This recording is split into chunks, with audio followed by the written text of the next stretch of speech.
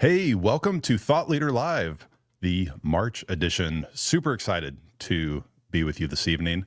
If we're your meeting for the first time, my name is Chris Pyron, and I am the Associate Director of Thought Leader here.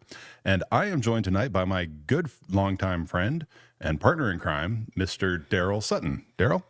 Hey, thanks, Chris. Well, it's great to be with you tonight. We are here in Nashville, Tennessee. Super excited. This is our third live event, and we have some great guys here with you tonight. Want to give you a few things first off to kind of set the tone for the evening. This is an AMA style event. And what that means is you need to ask us questions. We could call it a Q&A.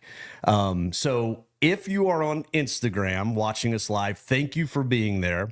Unfortunately, if you put your comments in there, we have Sweet Pete, who's going to be helping us monitor that. He's one of our leaders at Thought Leader. He's probably going to push you on over into, hey, go to YouTube and put the comment in there. But if you're in YouTube, go ahead and put your comments in the chat there. We have Lara, another one of our mentor circle leaders, who is actually going to be monitoring that. She'll be pushing that to me, and then I'll push it out to the guys on the main stage so that they can respond to your questions. So please go ahead and make sure that you get some of those questions in there. Let's get some stuff stacked up. And did I hit everything there, Chris? I think so. Yeah. Okay. Sounds like it. So with that, then I'll throw it to Chris. Awesome. Well, I am super excited tonight to be joined by two amazing gentlemen from the church production community. I have on my right side Mr. Matt Emily from Charlotte, North Carolina. And on the other end of the couch, I have Geoff Franklin from Birmingham, Alabama. Guys, thank you so much for being here. We're super excited to get to hang out with you guys and kind of chat tonight. So glad to be here. Matt, I'll let you kind of introduce yourself, like where you're from, how'd you get into production, all that fun stuff. So my name's Matt Emily, and I'm originally from Illinois. My wife and I moved to Charlotte in 2017. How I got into production, so way back when, 2007, I graduated high school, and the church that I grew up in, I went on staff there. And I think it was early 2008. I was like kind of doing, striking the stage, set out the mics, just, helping out, right? As a part-time gig. And it was early 2008, Willow Creek. They had what was called the Creative Arts Conference. Yeah, I remember. And it was a big deal. And I grew up in Peoria, Illinois, and it's kind of in the middle of production nowhere. There's not really, you have, local stuff coming through, but I heard somebody refer to that as a production island a couple days ago. Somebody I was talking to said production island was what that was like. Yeah. It's and then particularly on the church scale of things, I just knew my local church. I had no idea about what was out there. Mm-hmm. So everybody kept talking about Willow Creek. So I went to the conference, and walking in, I was like, this is a mall. This is not... This is a church? They had escalators it's a big and a waterfall. Yeah. Mm-hmm. Like a restaurant. And I'm like, okay, I'm paying attention. And when we walked into the auditorium, they had everything. They had projection mapping. They had all the movers. They had, they had truss that went up and down. And I had right before this, I was tasked with just kind of running lights. There wasn't anything crazy that we did. It was just kind of scene per song. But I was like, oh, you're just kind of doing this thing. And I walked in and I saw what it could look like. And that was it. I was hooked. And, we went home and we had a little HZ100 hazer that didn't really do much of anything. And I got that. We got back sometime in the early evening around 5 o'clock. I think I stayed there until 10:30 or 11, with the hazer, trying to get beams and stuff. And it was just the rest of that was in 2008. Yeah. And kind of the rest is history. I kind of got hit with the bug there. Awesome. And just been doing it ever since. That's cool, man. That's great. Yeah. Very cool. Geoff, how about you? Well, number one, where are you from? All that good stuff. And then what was your origin story to getting into the production world? So I'm Geoff Franklin. Currently I'm Church of the Highlands, multi-site in Birmingham, Alabama. I had kind of a unique story coming into. I kind of fell into church. So when I graduated college, my now wife and I started dating, started attending church. You know, we had a bunch of friends that went, and you know, we kind of blew them off for a while. And like, I don't know about that. You know, mega church, not really our style. Didn't grow up that way. So, long story short, we went with a bunch of group of friends. Really enjoyed it. Never really went anywhere else. Started out in IT world, found out that there's a lighting component to that on the streaming ACN network side of things. And then that led into a position opening at the church that kind of blended the IT and the lighting. So now I had a passion with something that I had, you know, kind of like a career path for. Yeah. And those two together have really ignited kind of this thing that's turned into, you know, a new career path in kind of like the church world. So that's cool. Yeah, it's pretty neat. So starting in networking and IT side of things, but anymore, especially like since like early mid 2000s, if you're going to be a lighting person, if you're going to be an audio person, you kind of have to be a network engineer too, right? I mean, gone are the days of just using optos everywhere. You know, it's like you have to kind of understand what an IP scheme looks like for a streaming ACN network and that kind of stuff. So cool. Well, I want to ask a personal question of each of you guys. Oh boy. All right. So what's a hobby that you've got that is well, maybe it is somehow related, but like completely unrelated to the production world? Oh man. Yeah, I guess I'll take this one first since I said that. You I like video games. Finish it now. I like video games. That's kind of my break from, because I have when I'm like at home, I'm like, well, I got to work on something. You know, I'll work on MA or Vectorworks or whatever. Try to keep improving. Yeah. But yeah, I mean, I'll play like I will play Minecraft occasionally. Okay. I have a very addictive personality, and I've got one buddy who's like, for a long stretch, like, let's play Minecraft. Let's play. I'm like, brother, if I go down the Minecraft train, that is all I'm gonna do. This is all a deep my rabbit spare time. I will say, no, I can. 2 hours of sleep is enough. I'm good on that. Wow. So I have to kind of do it in doses, but video games.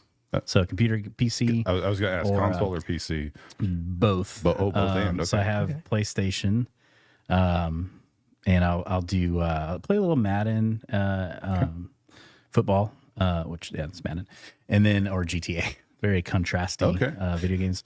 And then there's and then I do Minecraft or like Infraspace. If you've ever heard of Infraspace. I play that one. You can Google that. I'm not going to explain it here, but it's a fun game. It's like they're fun like sim games that are kind of just tickle my fancy. All right, so that's cool. That's cool. Yeah. Geoff, what about you? What's a hobby you've got outside of the production world? I have a secret. Okay, tell me a secret. I'm a bit of an airplane nerd. Okay, so that's not a secret, bud. For those of us who've known you at least for a little bit, you kind of figure that out pretty quick. But no, for about 10 years now, I've been flying model airplanes. Gotcha. Yeah, like RC model airplane stuff. What's the most expensive one you have? Probably the last one I crashed. Oh man. No, I mean they're kind of the $200-$300 range ish. Okay. I tend to stick with foam just because you can glue it back together. Right, right. Way easier than wood, right? Definitely. Cool. What was the last one that you built? Like what? I had a Stinson Reliant. Okay, cool. So it's,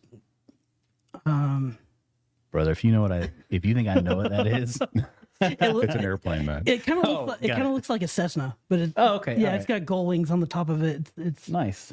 Yeah, it's kind of from like the 40s, 50s. Okay. They're beautiful. Man, that's cool. That is cool. All right. Getting through a weekend. Weekend's go time, right? It's busy time. Walk me through what a weekend looks like from the time you get up on a Sunday to the time you finally crash, whether that's like mid-afternoon nap or just done for the day. Like what time does your day start? Usually Sunday morning for me starts about 5:30. Okay. I typically will run a console once or twice a month, kind of at our home campus. And other than that, I'll usually travel, go just check on team, see how they're doing, see what's going on, help with any issues that arise. Kind of play B squad for our support team. Cool. Yeah. So Sunday morning, my day starts at 5. I get up and then I wake. So I've got a 3-year-old son, and he comes with me in the morning. He loves going to church every Saturday. When I'm trying to get into bed, I'm like, got an early morning. And I go like, he goes, church tomorrow. So he's really excited about that. I love that. That's awesome. So he, and most of the time I'm behind a console. So 5 a.m. I get up, get him up. The Starbucks right by the church opens at 5:30. So I get us breakfast. There you go. And then 6:05. So 6 o'clock is our call time. 6:05, we have like a little prayer just to set the tone for the morning. And then we kind of like, we all have our respective roles, but usually I'm getting the rig on, Hayes rolling, checking lights. I'm getting Spidey on the iPad for my son. So, and there's like the console, and then right below is like a little, basically a little condo for him because he's so small, and he watches just that. tuck him under the desk. Yep, and he just sits there. He's got his headphones and just watches, and he's got his monster trucks. Nice. We have a little next to the console, little stuffed animal called Lampy the lion. So he'll play with Lampy, but it's really just checking transitions, getting everything going, checking programming. Maybe something has changed between our weekend rehearsal and Sunday. Or maybe visuals have changed, so we might have a sermon look, so we'll build some of those. But it's a lot of programming, or rather checking programming, minimal programming on day of, and then of course the experience, the experiences. So, sure. And then you get done with that, lunch with the family, and then are you guys nap guys? I'm a huge nap guy. I love taking naps on Sunday afternoons. I live for naps. Yeah, my man. Yes. Yeah. All right. Yeah, it's nap time. We're 3-ish. Maybe I got 2 kids, so it's sometimes you gotta. Sometimes you gotta. Yeah, it's definitely a moving target. But sometimes we'll sneak one in, or we'll But yeah, and definitely that's the goal. That's the target. Right. Don't always get there. But, nice. Yeah. What about you, Geoff? Do you get a mid-afternoon recharge real quick?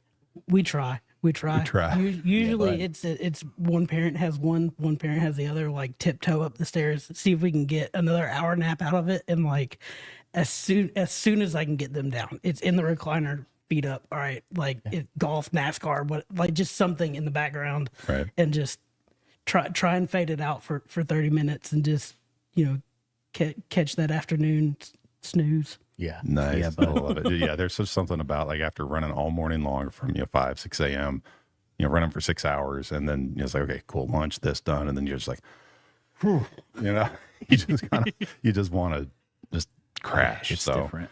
I've got 3 kiddos. Fortunately, but they're all a little bit older than yours. So my youngest is 11. So we don't really do afternoon naps anymore, but, well, I do, but the kids don't. So that's nice. But, we actually have our first question, I just heard has come in. So, Daryl, what do we have? Okay, so just to let everybody know, we are having a little bit of a snafu with our technology here. Imagine that. So I'm going to have to read this a little differently. And normally we would have the question up for the guys to be able to read. And there is one thing I forgot. So when you put your questions in the chat, please go ahead and put where you're posting from, where you're viewing from. We'd love to know that. But the first question, and I apologize, old eyes here, even with glasses, so I'm going to try to read this the best I can. This is from Garrett Underwood. He says, how do you go about training volunteers, especially ones that don't know music as well? He continues to say, we run Q stacks that are built based on the song structure, but not everyone is familiar with music. So back to kind of the core of it is, how do you go about training volunteers, especially ones that don't know music? And I think that's important on aspects, Yeah, right? 'cause that's such an important part of all disciplines. of everything, whether it's audio, lighting, video. So how would you guys tackle that, Geoff? You want I know for us, this has kind of been an evolving part of Highlands for me. At one point we had Infuse, which turned into like development. So basically we'll bring team in that are interested in joining the team, introduce them to the consoles, figure out where they want to serve on the production team. And then from there, like if they're a lighting guy, we'll get them into the room behind the desk, start explaining the basics of like, okay, this is how to operate the console. This is how we're going to use this. You know, this is how we're going to enhance the service with the gear that we have. And then from there, it gets a little bit more technical. We'll kind of walk through, okay, what's signal path look like? What is, you know, how do we turn stuff on and off appropriately? And then after we've covered most of that, we get into, okay, how do we run effects? How do we listen to music? What's tempo? Are we, you know, can we break down the song into, you know, verse, chorus, that kind of thing? Start there and just kind of, okay, let's start to get some recognition for what's happening in the room. And then from there, we can kind of progress a little further. Okay. So you notice the transition, you find the hits, you do, you know, you kind of, you start to learn where and when things are appropriate just by feel. You know, we teach a lot of feel, and that's kind of where we start. And it's an ever evolving thing. There's always something new to learn. For sure. Sure. What about you, Matt? Yeah, it's because you have typically, you know, you got programmer and operation, right? So if you've got somebody who is struggling with, because there's really no way around it, you have to really, you know, impress on them, like you got to learn the music. They might not As technicians, we should know the music as well as the band, for sure. If 100%. not a little bit better to be able to anticipate where they're going next, right? Exactly. And so it is one of those things where if there's a resistance to it, then, you know, that's one thing. But if they're just like, man, they can't, they don't know anything about music, that's fine. We're gonna teach you how to do that, and sometimes you can have them run lyrics, ahead of time, so they can start to get that, like, you know, that cadence and the verse, chorus, like kind of the roadmap. Another part of it is programming. You know, you can either even build a cue stack and say, hey, here's the roadmap, verse, chorus, whatever. And then, cause they might be really creative, you know, they might be able to see programming and, you know, what they might have who knows, you know, but that's something that you can throw them on to where they're contributing. They may not be, you know, that's not necessarily an operational role on Sunday. Maybe they can shadow the person that's running the programming. But there's a couple of different options, you know, starting them off in a different role, and then, but also, I mean, to what you said, like, no, you work with them, you know, and also throwing them in a lot of low risk environments, like a rehearsal. Maybe you have a youth night. Maybe you have, you know, a vision night, you know, something that's not really a low risk. Vision nights might want to have someone good, but afternoon services are great. Yeah. So if you got like a playback service, perfect for someone like that. But the key is like like getting them to recognize the roadmap of a song, because once you get that, it kind of all falls in line from there. But, you know, they got to know the music. Yeah, you got to know the music. One of the things that we've done at my church in Tulsa, Oklahoma, where I live, is we've actually taken the cues that the band hears and injected that through the comms. Oh yeah. And so even the pro presenter operator knows verse, 2, 3. Yeah. Oh, that's a verse. Okay. So that they at least know they're in the right spot, you know, as they're running lyrics. That's perfect. You're running click into all production ears and giving them the option to toggle on and off, because sometimes people don't want it. But yeah, that's huge. That kind of can want to keep people in time. But then having the MD in there is super helpful. Yeah. Right. Yeah, big time. So, well, we do actually have another question that's popped in. Daryl, what's the next one we got? Yeah, absolutely. So this is a good one, and I can't wait to hear the answer for this one. Oh boy. But let me find it again. My bad eyes here. Sorry. Rachel Wells asks, how do you handle leading from below when leadership isn't supporting you. Now, careful, guys, because your Okay. Your leadership may be watching right might now. be watching tonight. So, Sorry, can you repeat that question again? Yes. And Rachel, thank you so much for asking this question because I want to hear these guys answer this. Yes, thank you. Thank you so much. It says, how do you handle leading from below when leadership isn't supporting you? So how do you lead from behind? Or how do you lead up? Maybe lead up. That's the right way. Yes, to say that. I think that all starts with vision. So, Okay. I think vision, once it's set, at the church, at the high level, it's our job to just run the vision. Now, I think you can challenge the way that you accomplish that. But like if your direct report or even somebody above them says, hey, this is the plan, like that is the plan. That is your job to make sure that that happens and to do it to the best of your ability. And I think leading from below, asking the right questions, just, getting from make sure, do I have this right in my head? Do I understand what I'm being asked to do?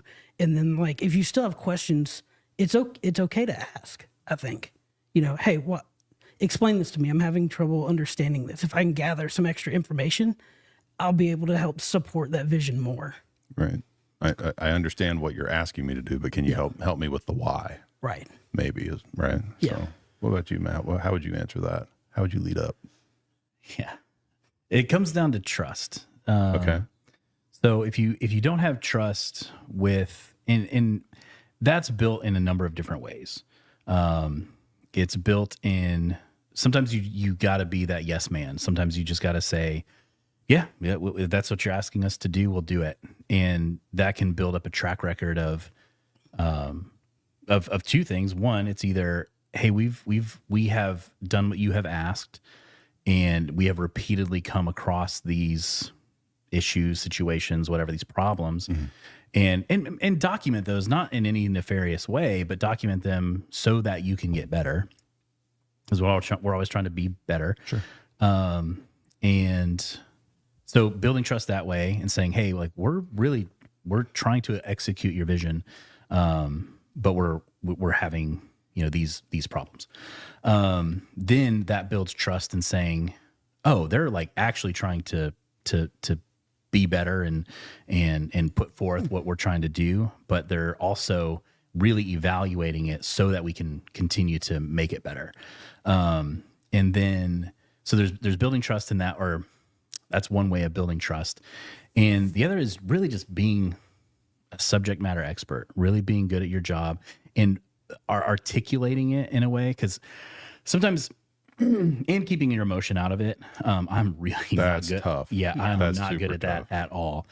But there's guys that I've seen that are able to articulate, hey, this is why this is not going to work.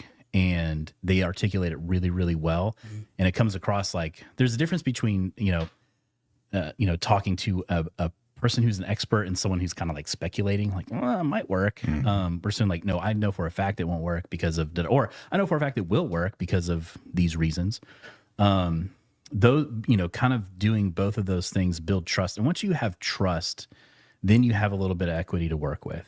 And then you kind of have to do that early, in the relationship. You have to build that equity. You have to kind of, because sometimes if you push back on something and you're like, I really want this to work, but I don't think it's going to because of these reasons.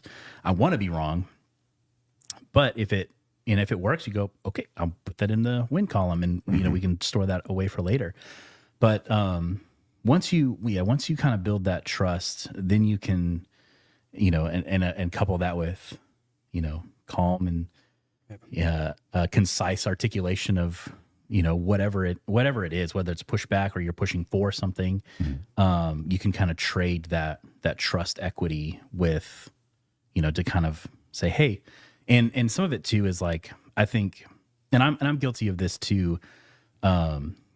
Managers, leaders, and people in general, I think tend to have a short memory on like what worked, and that's why I say document it so you can actually look back. And like debrief is so important. Right. So if you're not doing debriefs on events or systems or processes or whatever, then you can't like identify is this working? Was it a win or not? Right. Yeah. So by doing that and documenting it, let's say the same thing comes up, whatever it is, 6 months later, or maybe it's a yearly thing. They go, yeah, we're going to do this. And like, hey, remember here, let me pull this up. Remember when we did this? And so sometimes it's like you can kind of get in this, I can only focus on what's in front of me, and this is kind of the best decisions. So that's where you can kind of build that trust, is saying, hey, I am bringing this to you because we did this and it didn't work. I'm actually trying to make this better and accomplish what you want. But we have this history of this not happening. So let's try this. And the other thing too is bring solutions. Pushing back or no, it's not going to work. Doesn't go over well. Like, no, it's not going to work. Okay. What do we do instead? Yeah. So, bringing solutions is a huge, because part of it is like, okay, if you're pushing back and you're bringing solutions, it means you have thought about what you're doing at a pretty deep level, but also you've thought about what the problems are going to be and why and how to mitigate those problems and bringing solutions. So by doing that, you've really kind of communicated, hey, I've really thought about this at a deep level. And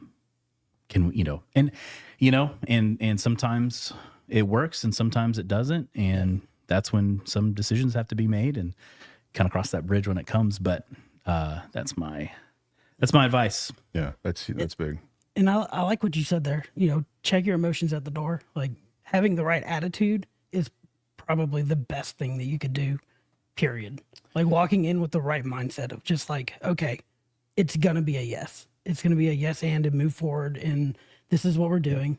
And then the other thing, I like to read, but recently, I can't remember who it was, but they talked about a 1-3-1 rule. So like, pick one problem, go to your manager with a problem, one problem, not like multiple. Not 8. Right. Have 3 suggestions of where you think it could go, and then have one that you're willing to back up and stand on as. That's good. Like I love that. Yeah. So this is, I'm gonna write that down. Yeah. Like, what's my problem? 3 suggestions, and then which one would I almost like a preference. Which one would you really want to stick the flag in the ground on? Yeah, write that down, chat. Write that down. That's good. 1-3-1. That's so good. 1-3-1 rule. Yeah. That's awesome. That's great. Cool. Well, that's great insights, guys. That's amazing. So, we are going to take a quick break because these guys need to drink water real quick. So before we hop into the break, I want to encourage everybody, keep putting those questions in the chat. This conversation tonight, we could sit here and talk about all kinds of stuff, but we want it to be driven for exactly what you need and what you would like to get. So please keep putting those questions in there, and we're going to get through the list this evening. Daryl, I'm going to toss it back over to you to talk about this whole thought leader thing. All right. Thanks, Chris. Hey, thank you guys for putting questions in the chat. We've got a lot stacked up here, but please go ahead and continue to drop those in. We're going to stay here as long as we have questions to answer. We want to answer your questions, respond to the things that you want to pick into our brains a little bit. But during this break, so if some of you might not be familiar with Thought Leader is a conversation that we started about 5 years ago. It's a conversation where we wanted to gather church production individuals who serve in the local church, and we wanted to create community, share ideas, collaboration, and just bring folks together. We're all dealing with the same stuff. We're working in very similar environments, but sometimes we don't really have those people that we can connect with, and we can ask the questions or maybe even share some hard times with. But anyway, we want to show you a couple videos from some of our leaders, and when we come back, I'll talk a little bit more about what we do with Thought Leader, and we'll get back to your questions in the main stage with the fellas. Thought Leader is, they need to know about it. They need to be part of it. We call it mentor circles because it's everybody that's, it's kind of mentoring everybody. And so like, we'll ask a question and you get 20 different perspectives on it because we all have the same questions. And you can learn. Some of people are a little bit further ahead in their journey and have some more solutions. And you're probably a little bit further ahead than other people. It is a community that literally thinks like you do. You might be at your church and you're the only production guy and you feel like you're alone, or you're the weirdo or the socially awkward one. And you probably are. We love you. Come be part of the community and you'll become better. at your craft, better as a person, better as a leader, and better as a teammate.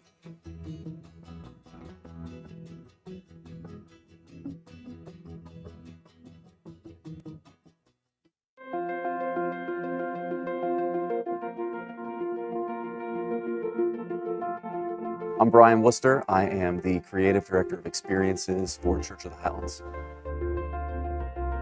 This is the 15th year of Motion. I've been involved since the beginning, so working on stage design when it was back at our broadcast campus. And then we were there for 4 or 5 years, and every year we would just rent in a few more lights and some truss here and change our screens up a little bit. But then we eventually moved to the arena. Been part of the team that's designed the stage every year since. I'm Griffin McCravey. I'm the broadcast lighting director for Church of the Highlands. I've been involved in Motion from a production standpoint for about 5 years now. Started out as a lighting assistant, getting to kind of learn how to pull off a rig like the one behind me.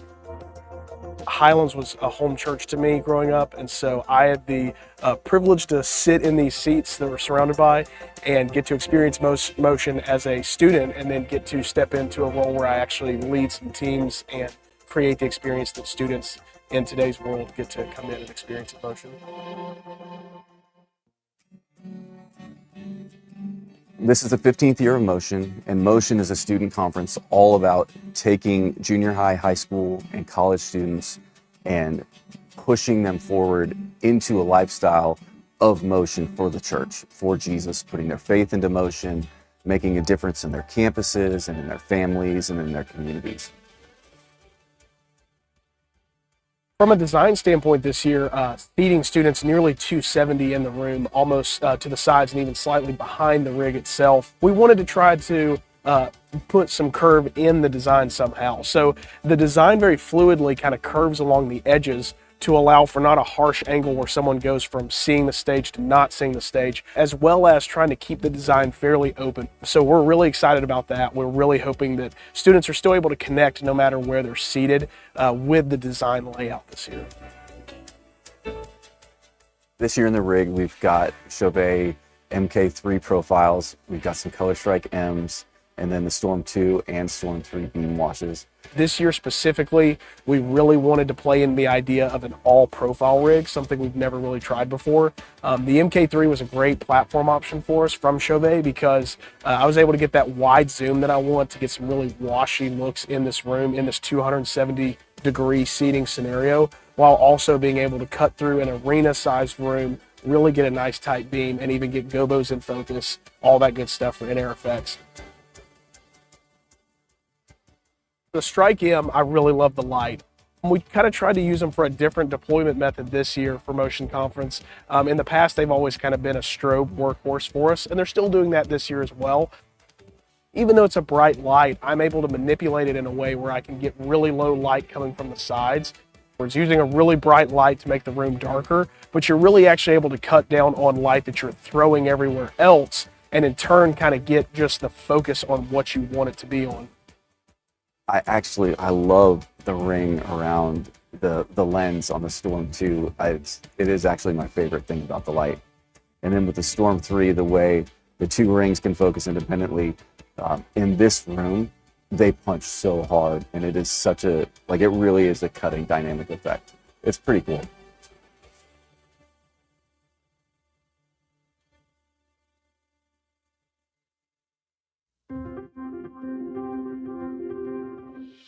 Every year that we do this event, there is some moment that we get into the process where I just have this, something happens, and I get in the room, and I get a little verklempt. I get a little choked up thinking about, what's about to happen. I love the feeling in the room when you can hear the crowd outside, but they're not really in the room yet. I love that energy, that tension, and that I love knowing what they don't know.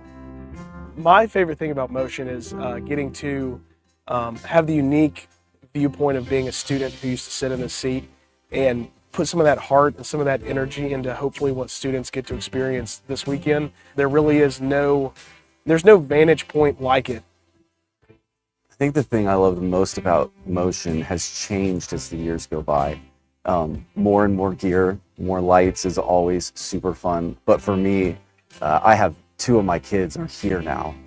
So one of them, that's his third motion, and then the other, it's his first. So I think for me, that's the coolest part, is now that this thing that their dad has been working on for so long, they are now like on the receiving end of it. They've just not been like watching him leave the house anymore.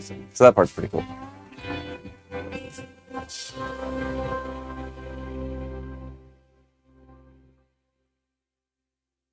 Jump in both feet.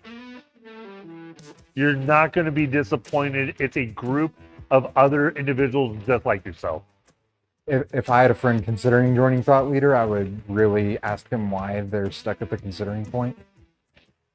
Thought Leader is a tribe of people who are passionate about leading well. The one thing that I value about my experience so far with Thought Leader is intentional relationships and conversations with people who are going through the same struggles I'm going through, that we can share how to get through things together and grow together. It's a really amazing opportunity to meet like-minded people who really care, and we're all going after the same thing, to have people be impacted. Thought Leader to me would be community and just like a resource. What I value most about being in Thought Leader is really the consistent community. Thought Leaders has impacted my leadership style by being able to learn from others how to be a healthy leader so that I can lead our team in a healthy way.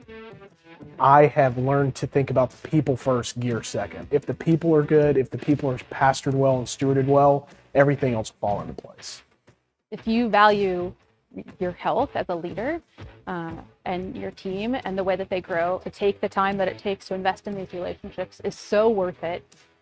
Beforehand, I might have tunnel vision, blinders on, you could say, from just things that I maybe wasn't able to connect with for various reasons, but hearing it from other leaders, having those conversations back and forth has opened up my view and allowed me to correct some things in my own ministry that has really taken it to the next level. People don't care how much you know until they know how much you care. Being in this group, being in this community has definitely shaped the trajectory of how I operate.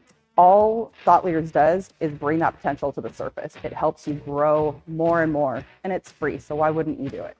You have nothing to lose. If I had one word to describe Thought Leader with, it would be community. Life-giving. Community. It's encouraging. Intentional. Community. Trusting. Engaging. I'm going to give you 3 words: church, production, family.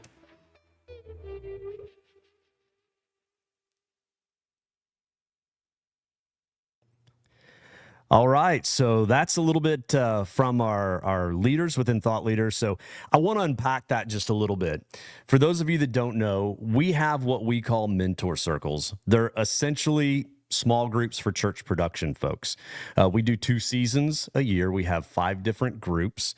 We have leaders that serve just like you do, who lead the conversations. We are more conversational. We have topics. We're not curriculum based. That's what I was trying to say. My mind was going somewhere else there. We're not curriculum based. We are conversation on a specific topic. So we talk about, of course, we talk about technology because we're tech folks, right? But a lot of the times we're talking more about the things that we know we need to develop, like leadership, which is where Thought Leader comes from. So if you're interested, check out the website. It's tl-connect.com. That'll give you a little overview of who our leaders are and kind of a little bit more about what Thought Leader is and kind of what the rhythm is. And you can, from that website, you can directly sign up into the platform.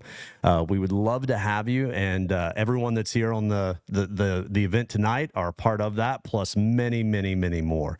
And so with that, Chris, we've got some questions stacking up here, and so we'll throw it back to you and the fellas, and let me find the first question here. Sorry, we're still dealing with the little technical glitch, so I'm going to have to read this off of, let's see, Jacob. Don't know Jacob's last name, so Jacob, I apologize, but Jacob asked, what's one tool that you can't do your job without? And go. Oh, I love this question. Desert island piece of gear or tool. You're a big gear guy, a big tool guy. So Geoff, I'm gonna toss it to you first. I'm not gonna lie. Vectorworks is my bread and butter. Vectorworks. Okay. Yeah, as a systems Geoff. as a systems engineer, I spend a lot of time in Vectorworks, whether it's laying out lighting grids or figuring out where a TV needs to go on a wall at a campus. The whole 9 yards. Like I spend so much time in Vectorworks, it's not even funny. I love every bit of it. We get to interface with the guys over there, and they make a really good product, and it helps us do our jobs really, really well. It's just easier to be able to visualize all that ahead of time, so you don't have to spend as much time on site. Correct. Yeah. Hey Matt, I think I know what your answer is going to be. Vectorworks. Yeah, I mean, on Vectorworks for sure is for all of the reasons that he just stated. But yeah, so I mean, there's plenty of other things that I can talk about with Vectorworks, but to give another answer would be honestly, and it's a actual tool. So I got this Kershaw knife off of Amazon, and it's got a on board. It obviously has a knife, and which is real handy as it being a knife, and then it also has a little flip out bit. So it has Phillips head and flathead, and that and a little flashlight. I carry that every day. And that thing, it also has a bottle opener if you're into that kind of thing. But that I use every day. I mean, I find, obviously to cut things, but also you never know when I got a, screwdriver. You never know when you got a screw loose. Yeah. Yeah. And Okay. me is often, it's very often. But I want to actually talk because Vectorworks. So there's a lot of value in the Vectorworks side of things, and not specifically Vectorworks. There's plenty of other options out there. But between Capture, SketchUp, WYSIWYG, those kinds of products. But so it doesn't have to be Vectorworks, but regardless of having a drafting software is very important when you're talking about being efficient and trying to maximize resources. Sure. Resources is time, personnel, money. So people can tend to look at either the sticker price or whatever of like, well, what do I need to do that for? But exactly what you're talking about is like we can like visualize this of what it's going to look like.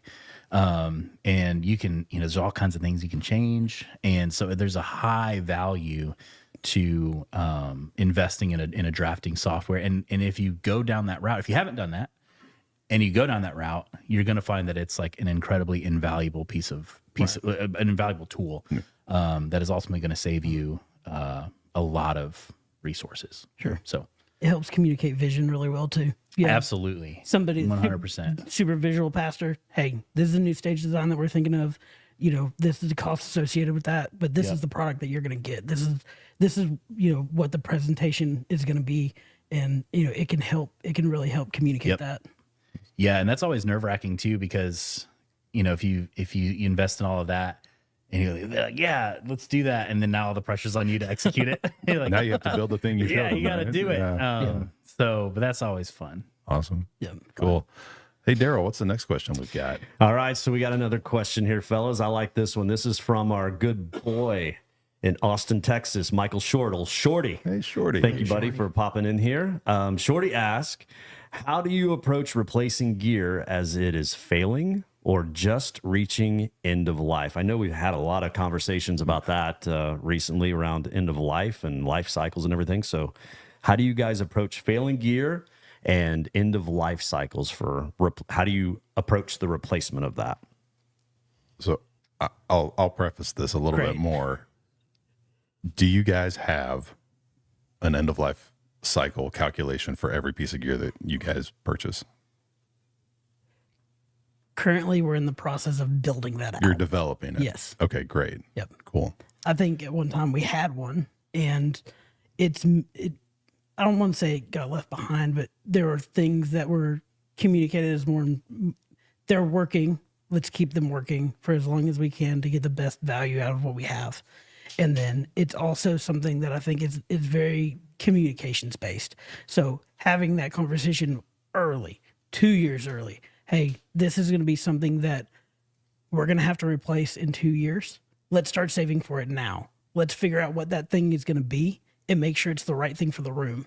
Picking your gear as it's failing is always not only does it like make you like have that sinking feeling, but like, hey, this is a really big investment and we need something that's going to work. We know it's going to work. If you start that early, you'll be way better off. Right. Yeah, for sure. We don't have like any official like, end of life. And we just, it's X amount of years or whatever. We try to think, 5 to 7 years down the road. So any piece of gear that I am responsible for overseeing and replacing, I like to think 7 years out. And that drives not only, like what we're going, but it's also like a stylistic thing. Like, is this going to be relevant in 7 years? Or is this kind of a niche, product or whatever? There's a second part to that question. And to your point of like, as it's failing is really tough.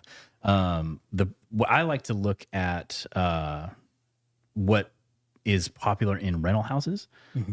So what fixtures rental houses are buying, and for a couple of reasons. One, usually it's a safe bet that they have great relationships with manufacturers and that they've vetted it pretty well, because they're probably going to buy a couple hundred of those. But also if I buy those fixtures and let's say, a couple of them go down or whatever, I've got a local, I can rent it and replace it. But then also if I have an event coming up, I can just rent the same fixtures that I have in my rig. True.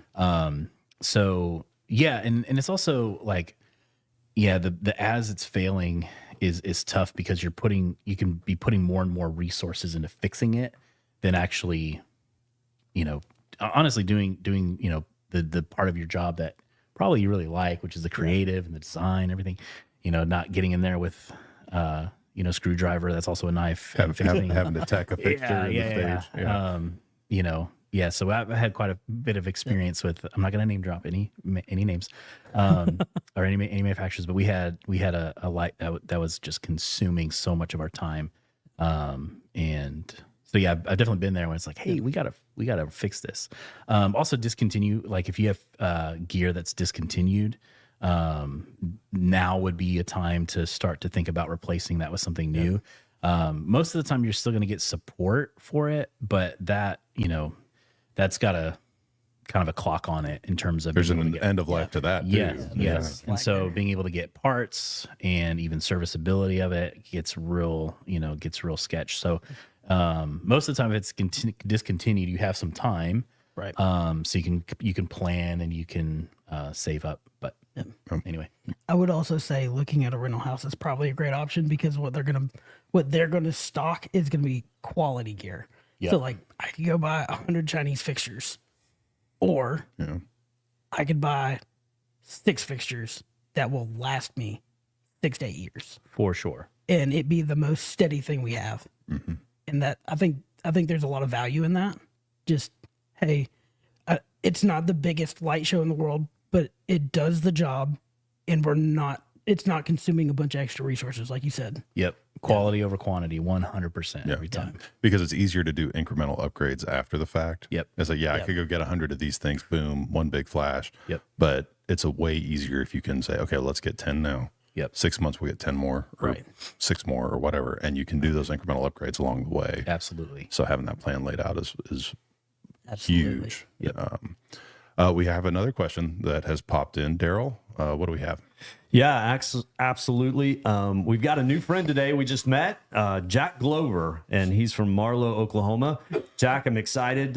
You signed up for Thought Leader earlier today. Good friend Griffin McCravey told us a lot about you. Can't wait to jump on some calls with you. But Jack asked, how do you balance mixing lights and the feeling out the room without being distracting with movers and other added things? So how do you balance that? Creativity, programming, but keep it balanced to keep in line with the service. I like this one. Just close your eyes.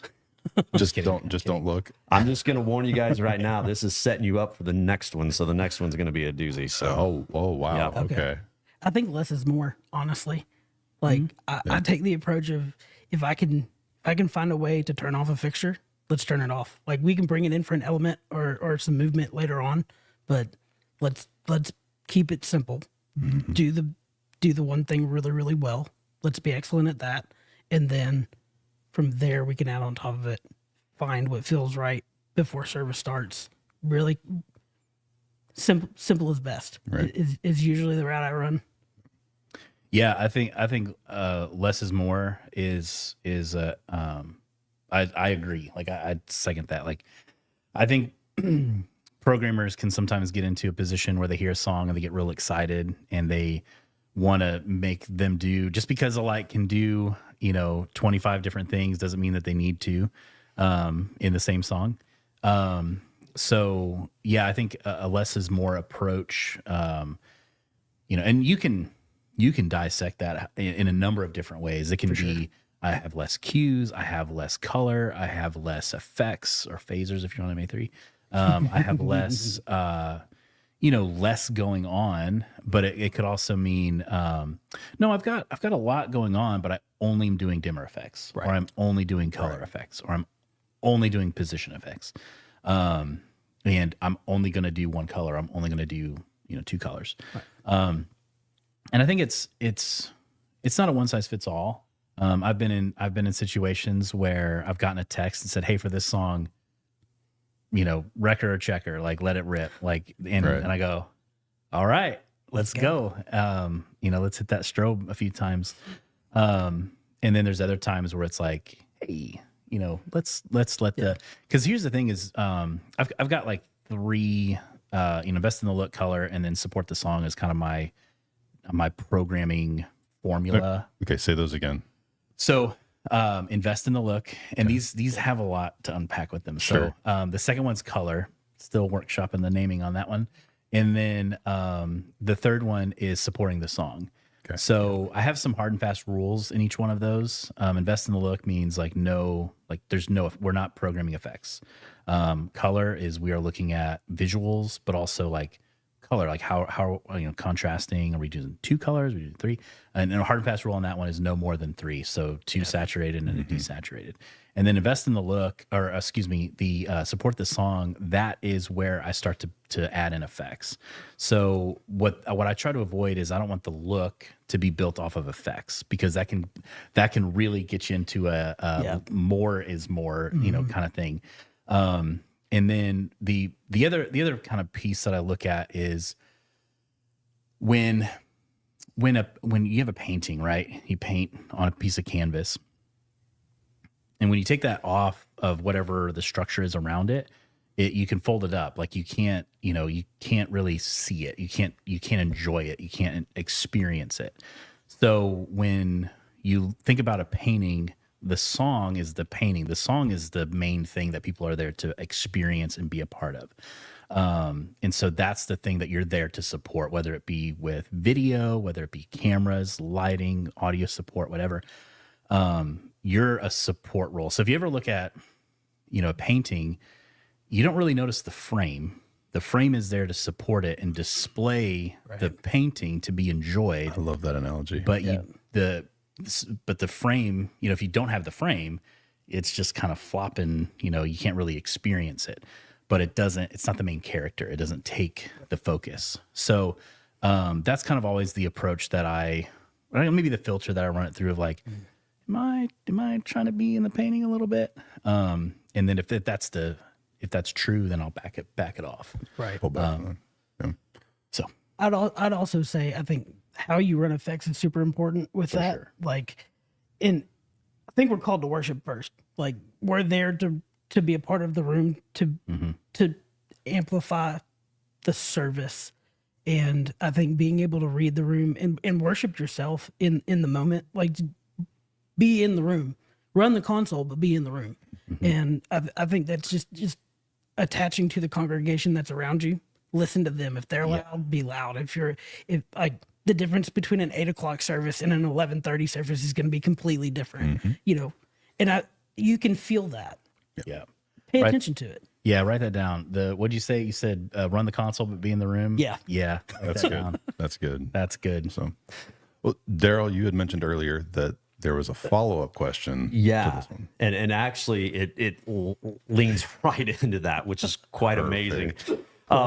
Miranda, and I'm just going to say Miranda C. I don't know how to pronounce your last name, so I apologize. But Miranda C. asked some tips for building lighting busking shows for worship events, especially when the song lists are usually very spontaneous. And for some people, like our good friend Geoff Watkins, that could be every weekend. So That's just again, Sunday at their church. right. That's just a Any normal given Sunday for sure. So I'll read it again. She asked some tips for building lighting busking shows for worship events, especially when the songs are usually very spontaneous. I'm sure there's going to be some different platforms have different ways of doing it. So, but best of luck with answering this. And by the way, our sister Christina Pendleton, she replied and said, I second Miranda's question. So we've got two people wanting a response to that. So Okay. So this is the whole cue list versus busking thing. How do you build a throw and go console file that's that flexible for like flow moments when you don't know where they're going? We already talked about learning the song, but now they're going to just make up the song as they go. I think part of it is having a good base. Have some looks that are just solid. Just static, solid looks. Yeah, static, solid looks are always great, and then pile on effects on top of that. So have some basics, have some fades, have some ramps, any kind of like bar fixture where you can do a wing effect, even some color changes. Like do a build where fixtures come on in a different color. Kind of help magnify a moment, and then you can pull them back out. So you're still working with the song. You're building that energy in and being able to pull it back out. I think that helps build a great busking show to start. Yeah, for sure. Man, yeah. So when you think about starting with a great look, starting having a good base, and that's in that invest in the look part of what I was talking about is but investing in one or two or however many looks, maybe you need 8 or 9 looks that are different colors. I got my red look, my magenta flow look, but I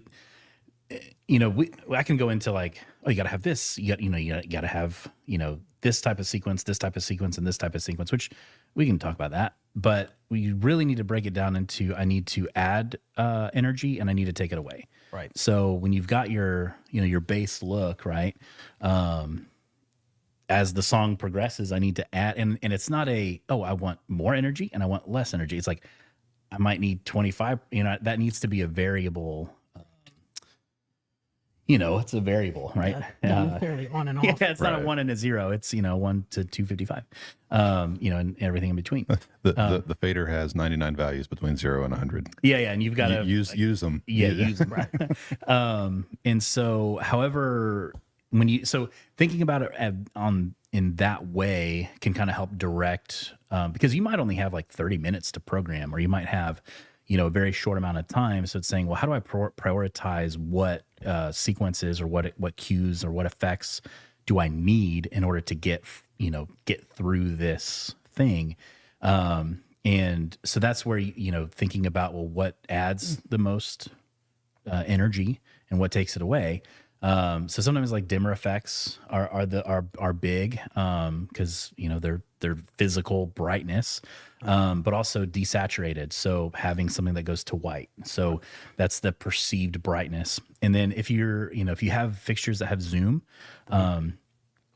zooming out, because you may not be adding brightness, but as that fixture zooms out, more people are going to be in that beam field. So it's going to be a perceived brightness, right? You're not actually adding brightness. So you kind of build a few of those and then attach it to a Speedmaster and let it rip. There you go. I think that's part of the art of lighting too. Spend the time to experiment. Like, get in the room, try some stuff. Just play. Right. What can I do? What works? What doesn't work? Yeah. What can I do together?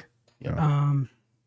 If it's like you said, if it's a fixture that's got intensity, turn it on and off. Yep. If it's got color, try a couple different things. Yep. and start there, like, Yeah. and because if you don't have a lot of time, like, you got to prioritize, what's the win here, what am I going to get the highest ROI out of, what's going to bail me out of, a big moment where I need to actually have a bunch of stuff going on. But then the other thing is, if you've got some time, is adding in the some sort of like timed effects. Sure. So if you got something like, if you're in a church that loves a good praise break, and your lights are just sort of doing this like slow cosine, now you need something that's got some snap to it. You can tap in, a tempo or something. That would be like probably the next thing. But some fade, crowd sweeps and some movement stuff there. But start with dimmer, start with color, and then as you have more time, then add some position stuff, and then add in some more time stuff that can kind of get you swinging a little bit if the music kind of pops off. 4 on the floor is 4 on the floor, baby. Yeah. That's where it's at. I always build a 4 on the floor, and then something that's a little bit quicker. There you go. Those are fun. Yep. Love a good 4 on the floor. Cool. Well, Miranda, Christina, hopefully that gave you guys a little bit of direction on setting up your consoles for busking a little bit more. So we're going to pop off for another quick break here real quick. But before we do, I want to talk about the kind of the sponsor, I guess we would say, behind Thought Leader and how we get to do what we do. So with that, Daryl, I'm going to toss it back to you and let you talk about that for a little bit. Excellent. Thanks, Chris. Yeah. So for some of you that might not know Chris and I, we have the honor to be the directors of Thought Leader. It's a great privilege. But our day job, if you will, is we work in the channel relationship management department at Chauvet Professional. We're very honored to be part of that team. And if it weren't for Albert Chauvet and the entire team making the investment in the Thought Leader ministry, we really probably couldn't do it. So with that, we actually do kind of have a cool thing for you guys tonight. Our good friend Katie, who's part of our brand management team for Chauvet Professional, gave us a little sneak peek. So you guys are actually going to see a little video here of a product that has yet to be released to the public. It will be released here shortly, but you're going to get a sneak peek on a brand new product from Chauvet. And so with that, Geoff, if you want to go ahead and push the tape. Strike V. Bring on multi-layer control. Turn on smart variable frost. And turn up the excitement with motorized tilt. Bring on the fade. Meet the new IP65 Superstar. Bright enough to fill the world's largest arenas and outdoor festivals. The newest member of our wildly successful, tour-dominating Strike family.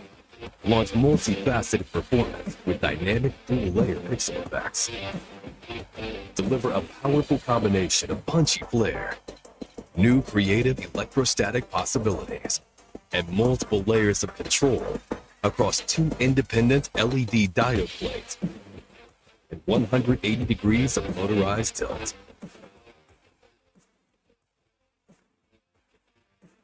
Strike V. It's set to fill arenas with a new Strike Superstar.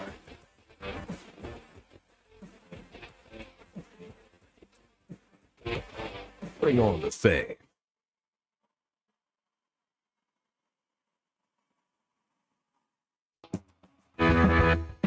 Hi, I'm Stephen Lewis, and lighting and production designer for The Killers.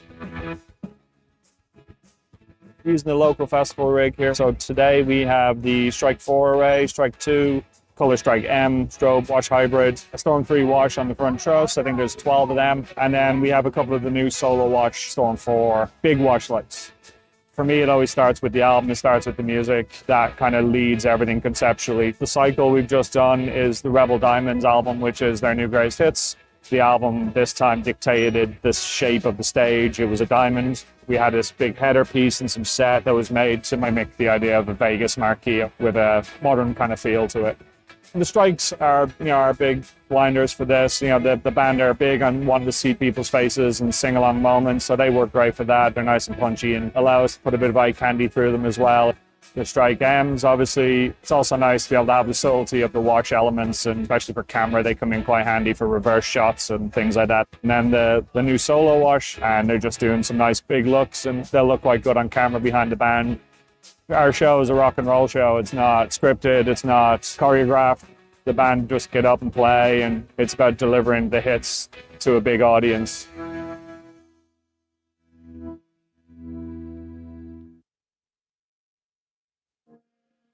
Meet the newest members of our REM family of high-performance video wall solutions. REM Mira and REM Mira SQ bring a new, thin profile design. A slim wall-hugging system optimized for direct wall mounting and engineered for easy installation. Universal magnetic LED modules simplify installation and maintenance. Available in 2 pixel pitches that pair with other REM models to beautifully mix and combine a venue's fixed screens with rentals for special events. REM Mira delivers a wide color gamut, along with low latency signal processing for the most demanding indoor applications. Driven by premium Novastar A10S Pro receiver cards and MX series processors, REM Mira operates in the DCI P3 color space at a camera-friendly refresh rate. Easily map and scale video with the intuitive user interface of powerful Coex VMP visual management software. Integrated frame linking hardware. Black frame, white reflector LEDs accurately reproduce video at 22-bit plus grayscale. Anti-reflective coating ensures optimal viewing comfort, making REM Mira ideal for venues with stage lighting. Module installation made easy with front access and our universal vacuum tool accessory. Reach for streamlined installation and take your high-end visuals to the next level with REM Mira. So we are so grateful to the entire Chauvet team for supporting what we do. And if you haven't checked out, you need to go check out the website. It's chauvetprofessional.com. We've got a great product line, very deep breadth of products there. Go check it out.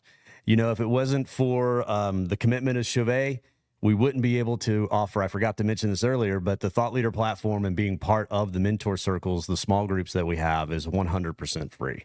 There is no cost to you. That price has been paid for by the sponsorship with Albert Chauvet and the entire team. So we're super grateful for that. We have some questions, fellas. And so we got a little bit of a drink and a stretch, and we're ready to get back to this. We've got a lot of questions stacking up here, and we are going to stay until we answer every one of them. So hang in there with us. And if you have more questions, go ahead and pop them in the chat. If you're watching us again on Instagram, unfortunately, we won't be able to see those chats in the room. You will need to go to our YouTube channel, which is TL_Connect on YouTube, and you can pop it in the chat there, and we'll be able to respond to it. So our question is coming from our good friend, Christina Pendleton. She asked, how do you approach a conversation with leadership when an element of service isn't working well? And again, I'm glad you guys get to answer that question. So I'll read it one more time. How do you approach a conversation with leadership when an element of service isn't working? And just remember, your leadership may be watching, fellas. Great. Wow. Christina's bringing some hard ones tonight. Sorry, guys. I don't know if she'll be, when an element of service, like a part of the service on Sunday isn't working. Is that, I think that's what I just want to that's kind of how I think I'm hearing that. Yeah, I'll read it again. Just to, how do you approach a conversation with leadership when an element of service isn't working well? Got it. I love the silence. I think that's a hard one for me. We try really hard to just make the vision happen. I think having that conversation is one, it's difficult. So let's not skirt around that. Like that is very much a difficult conversation to have. And I feel for anybody that has to have that. I really do. I think if you approach it with respect and keeping the right mindset about what it is we're trying to accomplish, lead with vision and go, okay, you're telling me we're trying to do X, Y, Z. Yes. I see a way that we can improve in this area by doing this instead of, and lead from there of just, this is something that I've noticed. I want to bring it to your attention. I'm going to do that. One, honoring your position and your place, but also coming through with questions that don't challenge the vision, but the process. and leading from there. Right. Yeah, that's good. Don't challenge the vision, but the process. That's great. Yeah, I think like there's a lot of strength in humility. And so True. If you come, and I am saying this because I do not do this well. It is a very big weak point for me. Is I kind of wear my heart on my sleeve a little bit, and I let my emotions kind of dictate what I say, and it doesn't go well. But I'm learning. We're all learning. We all are. Yeah. So when you come in with humility, there's a lot of strength in that. And you come in saying like, I want to execute the vision. I want this to succeed. And you just, come in like a little bit of a hat in hand and say, hey, this just isn't, and also be honest. I think, let's see, how do I say this? I think the not only the church world, but I think the world in general is really lacking in in honesty and being direct. And because I think that can come off as being like mean or disrespectful. And that's where you have to, there's tact and there's a way of approaching it with humility, but also being direct and being honest about why it's not working. And also like facts, and coming with a list of like, this isn't a subjective thing to me. This isn't a thing that I just don't like it. No. There's like actual evidence here that this is not working well. And don't walk in and go, hey, here's the list of things. Like it's like you're walking in with your ammo, but I'm not necessarily wanting to shoot it. But you're coming in and saying, hey, this isn't working. You're humble about it. I want to execute the vision. And then if you get pushback, then you have somewhere to go with it. But yeah, be direct and be honest, but be nice, be nice about it. Yeah. Be genuine. Yeah. Genuine. Be genuine. Perfect. That's a perfect. Be genuine, be kind. Yep. We're human beings first. Talk to each other appropriately. I'll go back to the 1-3-1 thing that you mentioned earlier. Yeah. Come in with one thing to solve. Here are 3 possible solutions, but that this is the thing that we probably need to be shooting for. Yep. So, guys, I want to jump in here. Yeah, real jump quick, in, man. What's because there's actually 2 questions that I think are relevant to this. So I want to hit both of them. Okay. Justin, I apologize. I'm not even going to attempt the last name. For those of you that don't know, like English is my second language, Hillbilly is my first, so I don't do real well. That's totally a joke. Taney County, Missouri. Taney County, Missouri. That's it. So Justin W. He asked, and I would recommend keeping this brief. Tell us about a time you received feedback from someone that you didn't agree with their feedback. How did you handle it? So tell us about a time you've received feedback, obviously not so positive of feedback, that you didn't agree with the feedback you got. How did you handle that? And I would assume this is probably a team member that he's asking the question on. Right. I know I've received feedback both from above and from across, and I think that matters. I think if it's from above and they have leadership, over you, receive that openly. Hear that and kind of check yourself, dissect it. If you don't agree with it right away, kind of like, okay, well, hang let on. It sit, Yeah. And then kind of, okay, is this something that's legitimate? Let me ask somebody else that is also speaking in my life, maybe that's not in a leadership role at the church, not even at the church, like, a family friend, somebody that you obviously have, would take advice from for any other area of your life. But I would give it pause. I would at least receive it, let it sit, ask about it, and then go from there. If it's across, I think it's responding to that is way more important. Like, you hear it, you might not like it, but the way you respond is way more important than if it's true or not. Mm-hmm. Oh yeah, that's huge. And that took me a little while to figure out. Yeah, I mean, so we have a core value of eat the fish, leave the bones. And so anytime you get feedback, like across, it's like who's, it's, I think there's people that we all work with. It's like noted. I appreciate that. And that's about as far as it's going to go. And I've been hit with the noted a few times. But if it's from above for sure, but regardless of where it's coming from, like that's just our, like, eat the fish, leave the bones. And what that means, if you don't know what that means, is, fish is nourishing, so that's something you can take in and it's good for you. Sure. Bones is not. So you just sort of leave that, like, noted. Okay. But in order to know what is what, you do 100%, you got to get it paused. You've got to let, sometimes it's good to let the emotions run through you before you kind of have to have maybe a canned response, like, yeah, I'll look into that. And then, but inside you're like, who are you to say this? Like, you don't know anything about what I do. And which might be true, but it doesn't matter. You are called to sit under an authority. And so, yeah, you have to sometimes let the emotions run through, sit with it. Again, eat the fish, leave the bones. What is good about that? Because maybe I'm wrong. Maybe I'm too close to it. Maybe I'm looking at it through through the wrong lens or whatever. But anyway, you said keep it short and done. There we go. Period. That's as short as we're going to get it, Daryl. That's all right. All right. Well, you know what, guys? Actually, as I read the other question, which was from our buddy Jeremiah Allen, thank you so much for the question, but I think they pretty much just nailed that one and answered that question. So I don't want to double down. We've got a lot of other questions. We do, though, want to go ahead and take another break. We will be coming back. There are some questions, guys. We're going to get a little bit more into some of the questions that are a little bit more technical. So a little bit less about leadership and things like that. We got some technical guys. I think we'll be in good shape. Yeah, I think we'll be fine. So if you're just now watching us, thank you so much for jumping on to the Thought Leader Live event tonight.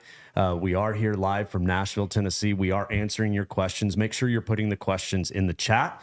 The only chat responses we'll be able to see, because I know we have people watching on Instagram as well as on YouTube, but unfortunately, YouTube are the only ones we'll be able to respond to in the live event here in the room. So thank you for watching. We are going to show a little bit. If you're not familiar with Thought Leader is a conversation that we started a few years ago to bring the church production family together to facilitate conversation, share ideas, and build community. We do that a lot of different ways. This TL Live event is just one way for us to connect with you all over the globe. And by the way, guys, we do have people from South Africa. Some of our friends who are part of Mentor Circles are actually watching tonight, and we'll bring your questions up here shortly. So hang out. I'm not looking over you, I promise you. But anyway, Thought Leader, we have what we call Mentor Circles, which are basically small groups for people who serve in church production. It's not just for staff. It can be volunteers and staff, all the above. It's not just lighting. It can be lighting, audio, video, camera op, anywhere you serve. We just want to be a resource to allow you to connect with other people that do what you do, understand what you feel, and kind of go through the same challenges possibly. We also, and this is a big one, we want to celebrate the wins together. We are big here at Thought Leader about celebrating the wins. And so I'm going to go ahead and be quiet, and we're going to go ahead and throw some words from our leaders from Thought Leader for you to take a listen to.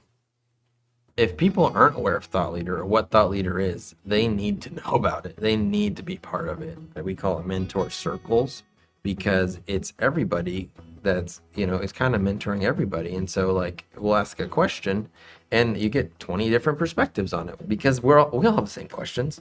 And you can learn. Some of people are a little bit further ahead in their journey and have some more solutions. And you're probably a little bit further ahead than other people. It is a community that literally thinks like you do. You might be at your church and you're the only production guy and you feel like you're alone, or you're the weirdo or the socially awkward one, and you probably are. We love you. Come be part of the community and you'll become better at your craft, better as a person, better as a leader, and better as a teammate.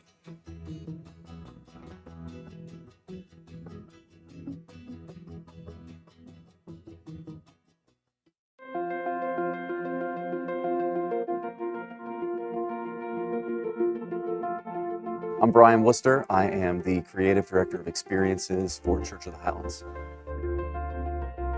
This is the 15th year of Motion. I've been involved since the beginning. So working on stage design when it was back at our broadcast campus. And then we were there for 4 or 5 years, and every year we would just rent in a few more lights and some truss here and change our screens up a little bit.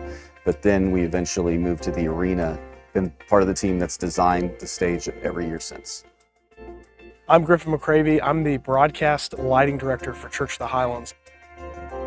I've been involved in motion from a production standpoint for about 5 years now. Started out as a lighting assistant, getting to kind of learn how to pull off a rig like the one behind me. Highlands was a home church to me growing up, and so I had the privilege to sit in these seats that we're surrounded by and get to experience motion as a student, and then get to step into a role where I actually lead some teams and create the experience that students in today's world get to come in and experience motion. This is the 15th year of Motion, and Motion is a student conference all about taking junior high, high school, and college students and pushing them forward into a lifestyle of motion for the church, for Jesus, putting their faith into motion, making a difference in their campuses and in their families and in their communities. From a design standpoint this year, seating students nearly 270 in the room, almost to the sides and even slightly behind the rig itself. We wanted to try to put some curve in the design somehow. So the design very fluidly kind of curves along the edges to allow for not a harsh angle where someone goes from seeing the stage to not seeing the stage, as well as trying to keep the design fairly open. So we're really excited about that. We're really hoping that students are still able to connect no matter where they're seated with the design layout this year. This year in the rig, we've got Chauvet MK3 profiles, we've got some Color Strike M's, and then the Storm 2 and Storm 3 beam washes. This year specifically, we really wanted to play in the idea of an all-profile rig, something we've never really tried before. The MK3 was a great platform option for us from Chauvet because I was able to get that wide zoom that I want to get some really washy looks in this room, in this 270-degree seating scenario, while also being able to cut through an arena-sized room, really get a nice tight beam, and even get gobos in focus, all that good stuff for in-air effects. The Strike M, I really love the light. We kind of tried to use them for a different deployment method this year for Motion Conference. In the past, they've always kind of been a strobe workhorse for us, and they're still doing that this year as well. Even though it's a bright light, I'm able to manipulate it in a way where I can get really low light coming from the sides. Where it's using a really bright light to make the room darker, but you're really actually able to cut down on light that you're throwing everywhere else, and in turn kind of get just the focus on what you want it to be on.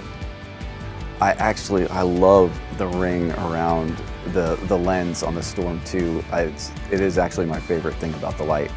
And then with the Storm 3, the way the two rings can focus independently, in this room, they punch so hard, and it is such a, it really is a cutting dynamic effect. It's pretty cool.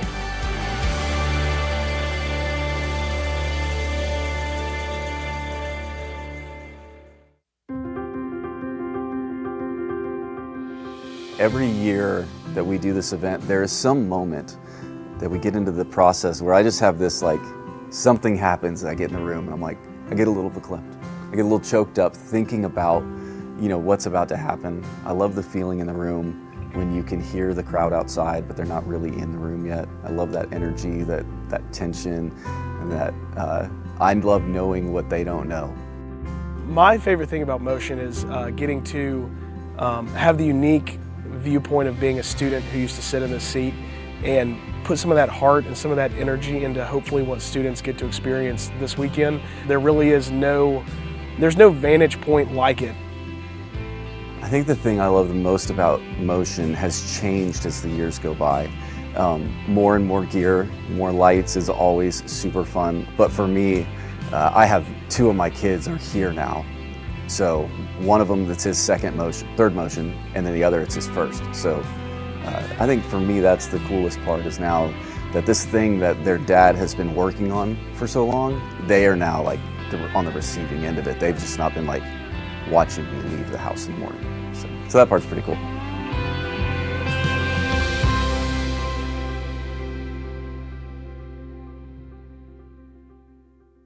Jump in both feet. You're not going to be disappointed. It's a group of other individuals just like yourself. If I had a friend considering joining Thought Leader, I would really ask them why they're stuck at the considering point. Thought Leader is a tribe of people who are passionate about leading well. The one thing that I value about my experience so far with Thought Leader is intentional relationships and conversations with people who are going through the same struggles I'm going through, that we can share how to get through things together and grow together. It's a really amazing opportunity to meet, really care, and we're all going after the same thing, to have people be impacted. Thought Leader to me would be community and just like a resource. What I value most about being in Thought Leader is really the consistent community. Thought Leaders has impacted my leadership style by being able to learn from others how to be a healthy leader so that I can lead our team in a healthy way.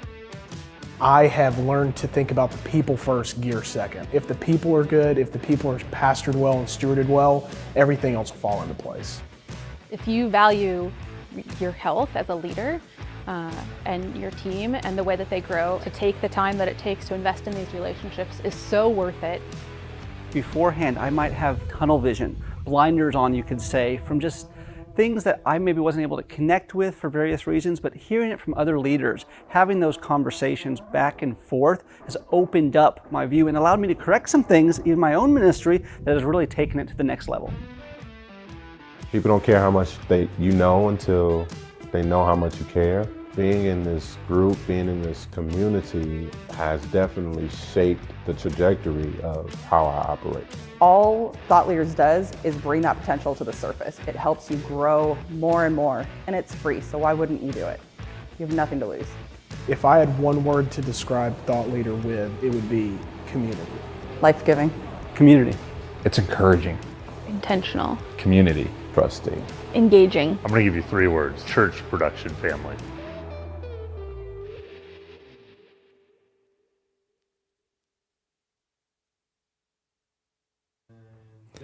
All right. Well, we are back here with you. And so if you serve within your church and you're looking to just connect with other folks, I know I continue to say it tonight, but please go check out our website. It's tl-connect.com. We give you all the information on there, who our leaders are, who leads the mentor circles, what our heartbeat is about, what our vision is. And if it's something you're interested in, it is free of charge. Chauvet's already covered the cost. All you have to do is sign up and come participate. I guess there is a cost. There's a cost to participation. But I do have to read this question that came in, and Dylan, I think it's Pedersen. Dylan, I know that you've already gotten the response to this, but I had to read this because we've heard this so many times, and this is something that I think is perfect, how Thought Leader can connect you with other folks. Dylan says, currently living on a production island here in South Dakota. I think it's cold up there right now, brother. Stay warm. He said, and working at the highest level of for the area, so mentorship is hard to find. Tips on how to gain mentors and grow. Well, I think you actually have an opportunity here, and it's not because I'm involved. It's because there's a ton of individuals who are involved that serve in churches globally that are getting together every other week on Mentor Circle calls. It's 1 hour every 2 weeks. That's all it is. And it puts you in a great rhythm with folks, having conversations regarding how to build better teams, how to become a better leader, learning to support the vision of senior leadership. And of course, we do talk about various other topics and technology as well. But we try to keep our focus on the things that we don't focus on regularly, that we know that we need to improve. So please go to the website, check out tl-connect.com. Please share it with your friends as well if you have others who serve in the worship community that might see value in connecting with other folks.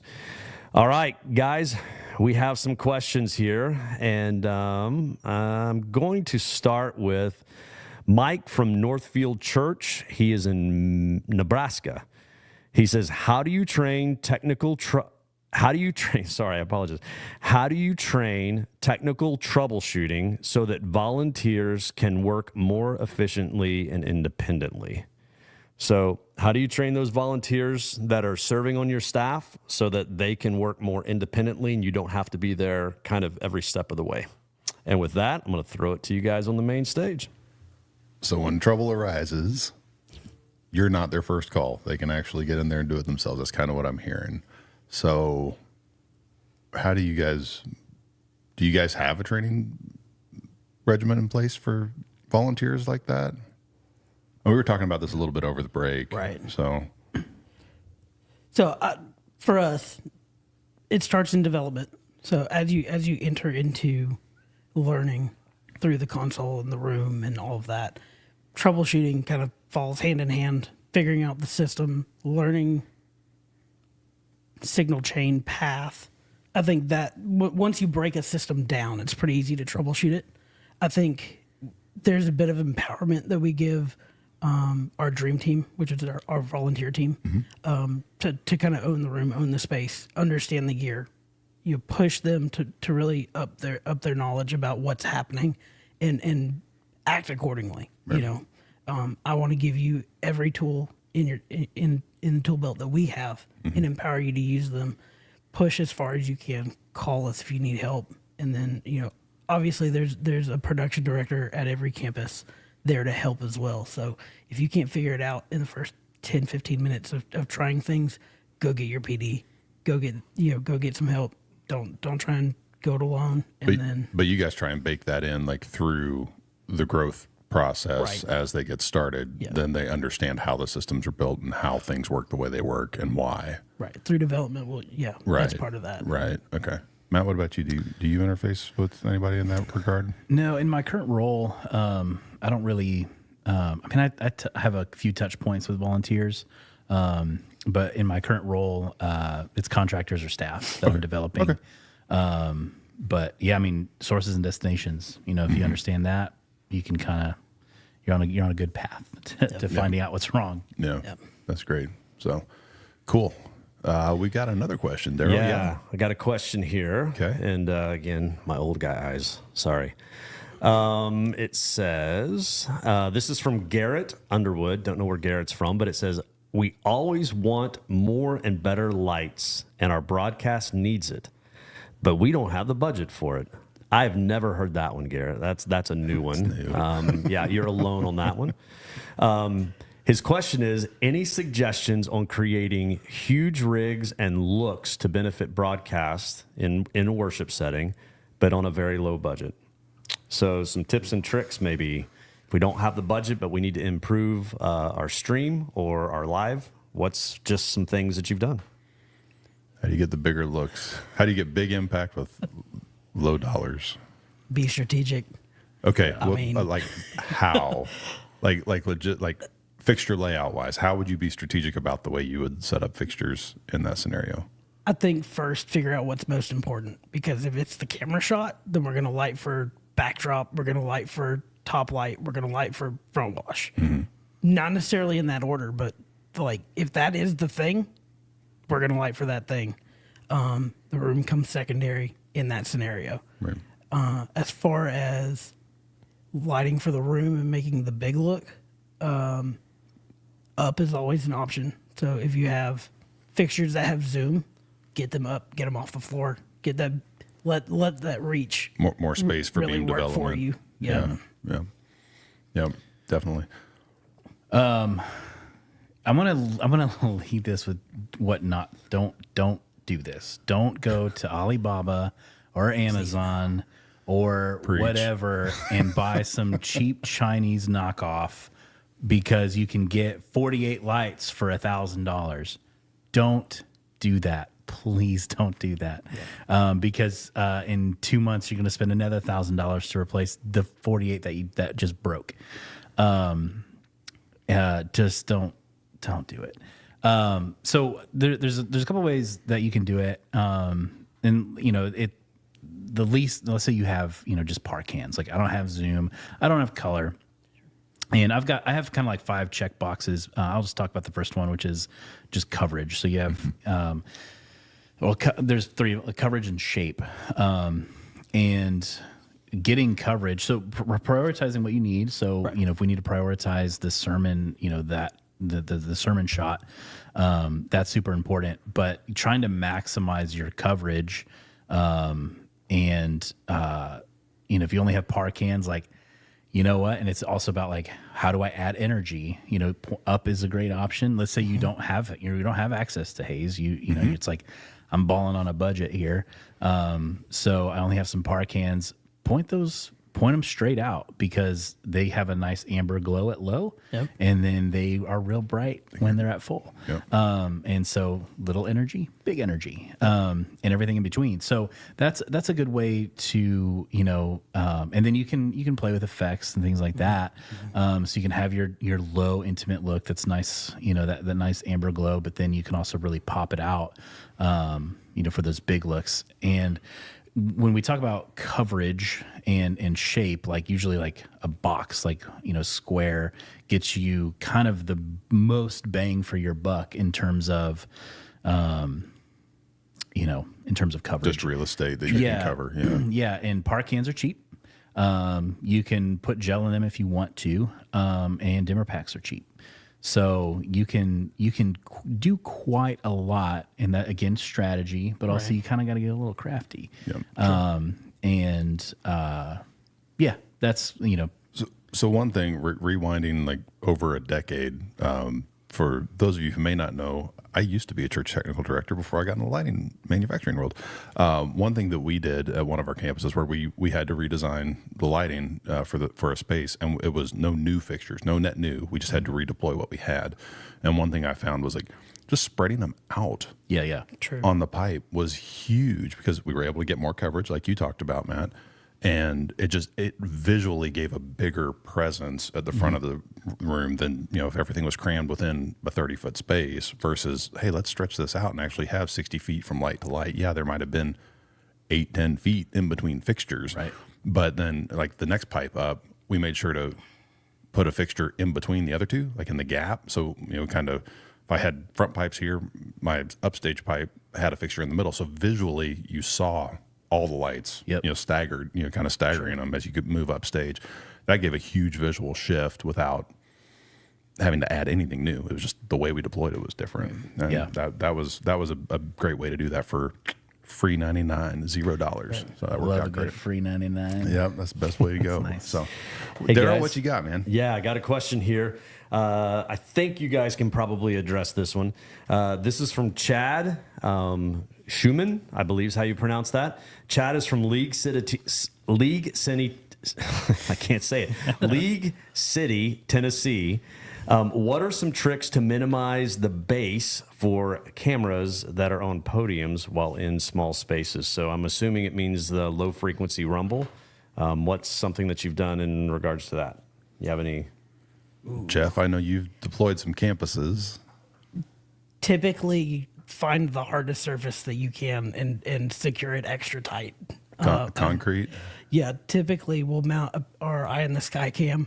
Our booths are typically in the back of our building or underneath seating, tucked into a closet. We'll anchor that thing. We'll get a 4-inch pipe and anchor it to the concrete. Okay. I know some folks that still do some sort of like rubberized vibration dampening plate between whatever they're mounting it to and the camera itself To try and isolate. Yeah. On a camera riser scenario, one thing I found that worked out really well was just mass. True.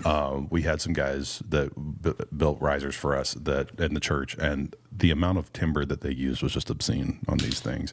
But where you could do a 1/2 inch or 3/4 inch deck, it was double stacked. It was heavy, and that extra mass was enough to help isolate some of that low end vibration. So I've also seen folks separate. So like put your camera and the tripod on a separate set of decks from where the operator is. And so instead of one 4x8, make it 2 4x4s and put a couple inches between them. Yeah. That way your operator movement doesn't cause extra shake in the cam. That's right. Yeah, I've seen that before too. So, Daryl, you got another question there? Yeah, we got another one here, and I want to hit this one because This is, I want to, I hope I pronounce this right. I'm probably not the right guy for this job, but I think it is Anro. And I want to hit this because Anro says he's from South Africa. Thank you so much, Anro, for watching. It's super late there right now, or super early, one of the two. I don't remember exactly, but Anro, so you know, and you may be here because of some, but we actually have 3 or 4 members of our mentor circles that are from South Africa. So, and I did see that you requested to join. Thank you very much. I will be accepting that shortly. But Anro asked the question. He says, while Garrett's question, as a little bit earlier, is on broadcast lighting, his question is, how do you cater effectively for your broadcast and for your members in church? I think we kind of hit that, but how do you kind of balance the in-room versus the broadcast? Maybe is the best way to ask that question. The balance between the two. Yep. Okay. So how do you effectively light for broadcast, but still make the room feel really good? The first thing that I'm going to go to is color choice. So for color temp on your wash, or on your key wash, or do you just talking about in general color palette? I think in general. Okay. I had a very short stint in our broadcast lighting area, and very grateful to have that opportunity. But I learned a lot. So white balance on a camera is super important. So I'd maybe that's going to take a whole team together pulling that off. So making sure that your cameras are white balanced, making sure your fixtures kind of match that white balance. So maybe adjust your color palette if that's for that room specifically, so that true color in the room kind of matches similar to what's on camera. And then I would say from there it's a little bit of adjustment on both ends, just kind of finding balance.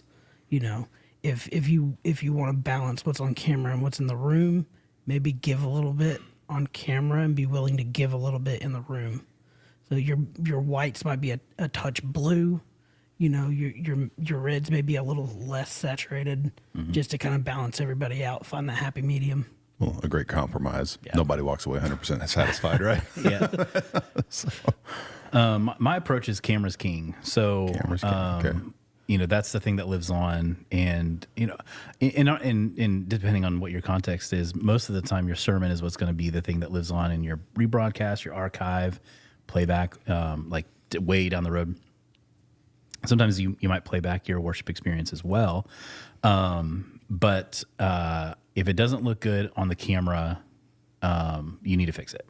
So again, with what you're talking about with like colors need to, you know, if they look oversaturated or they look, you know, my oranges look red or my red, you know, my purples look blue or whatever, fix that. Like if it's too saturated, fix it and invest in, you know, a color corrected monitor or a calibrated monitor, invest in a vector scope, invest in some of those things, particularly if you're broadcasting. So that way, you know, where all of your, you know, and your, you know, your brightness, and, you know, how everything is, how the camera is seeing everything.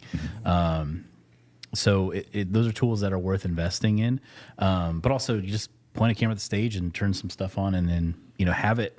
If you don't have a multi-viewer in front of the lighting station, you need to get one, or at least some sort of monitor that's taking a program feed, at the very least, so you can see what the camera's seeing without having to, you know, look, you know, be inconvenient about it.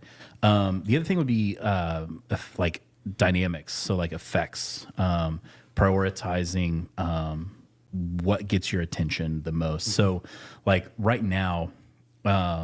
So I'm at Elevation Church, and right now we have on the upstage, we have these batten LED fixtures that when the camera like is in almost every camera shot.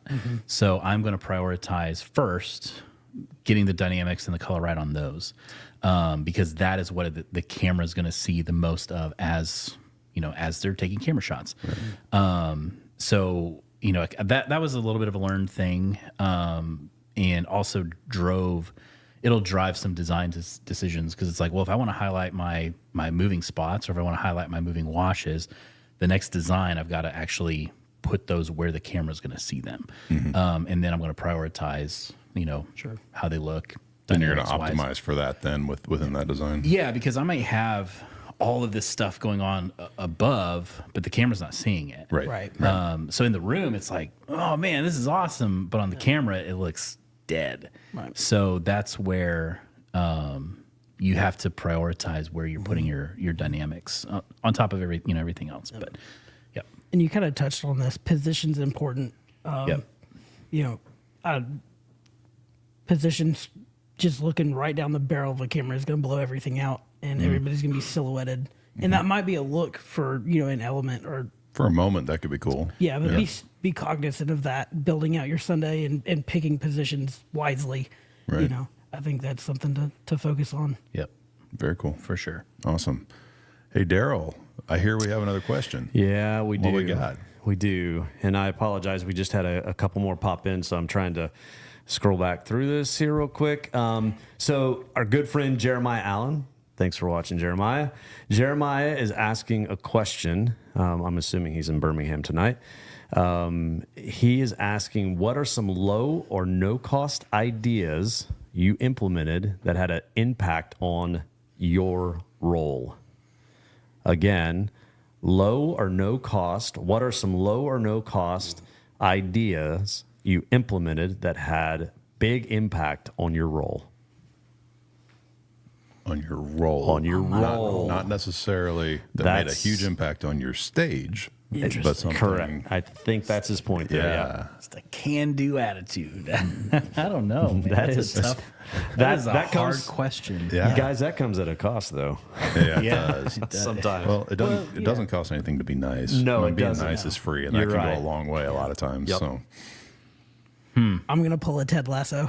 All right. Be curious, not judgmental. oh, that's good. Love it. That's good. Love it. Be curious, Yeah. not judgmental. Yeah. Ask questions, right? I love that scene. Listen was to a the great scene. podcast, That is a read the great books, do all the things, work on yourself first. Yeah. In every situation, work on yourself first. Right. It took, I worked through, I'm still working through that, it's an ever growing, ever morphing thing. But Yeah. I mean, be willing to look in and work on yourself. Yeah. I think when you approach a situation better, the entire thing can be better. So Yeah. I would start there. Yeah. For me, I think articulation has been something that I've really been thinking about and working on the last few years of. I don't subscribe to Masterclass, but it was one of the free little snippets from Bob Iger, and he goes, I'm going to butcher it, but he said basically your vision is only as powerful as your ability to articulate it. And when we kind of touched on a little bit just in our time here, but like, how do you, like, what makes your church, and how do you articulate that? Because, like, as you know, in my role, that kind of falls on me to say, to kind of set that tone of what is the style of Elevation Church from a lighting perspective. What's our design? What's our programming? And so when you say that, like, well, what is it? You don't. It's just cool. Like, you can't really. You have to have something to say, and you have to be able to articulate it. Sure. Because once you kind of figure that out and you can articulate it, then you can replicate it and you can teach it and you can educate and you can multiply yourself. Because people can catch that vision and then they can run with it. Because there's going to be people that are far more creative than I am. I mean, I've got a couple of guys. A guy named John, I'm calling him Robena. What's his last name? Robena. And then Santi, who's also on our team. Those guys are crazy creative. I mean, the stuff that they program, I'm like, just you do it. And so there's gonna be things like that where it's like once you can teach the vision, you can articulate it. So articulation for me has had a high ROI in terms of just my role and way to kind of talk about things. There you go. That's awesome. Cool. What's the next question we got there, Daryl? So guys, I'm telling you.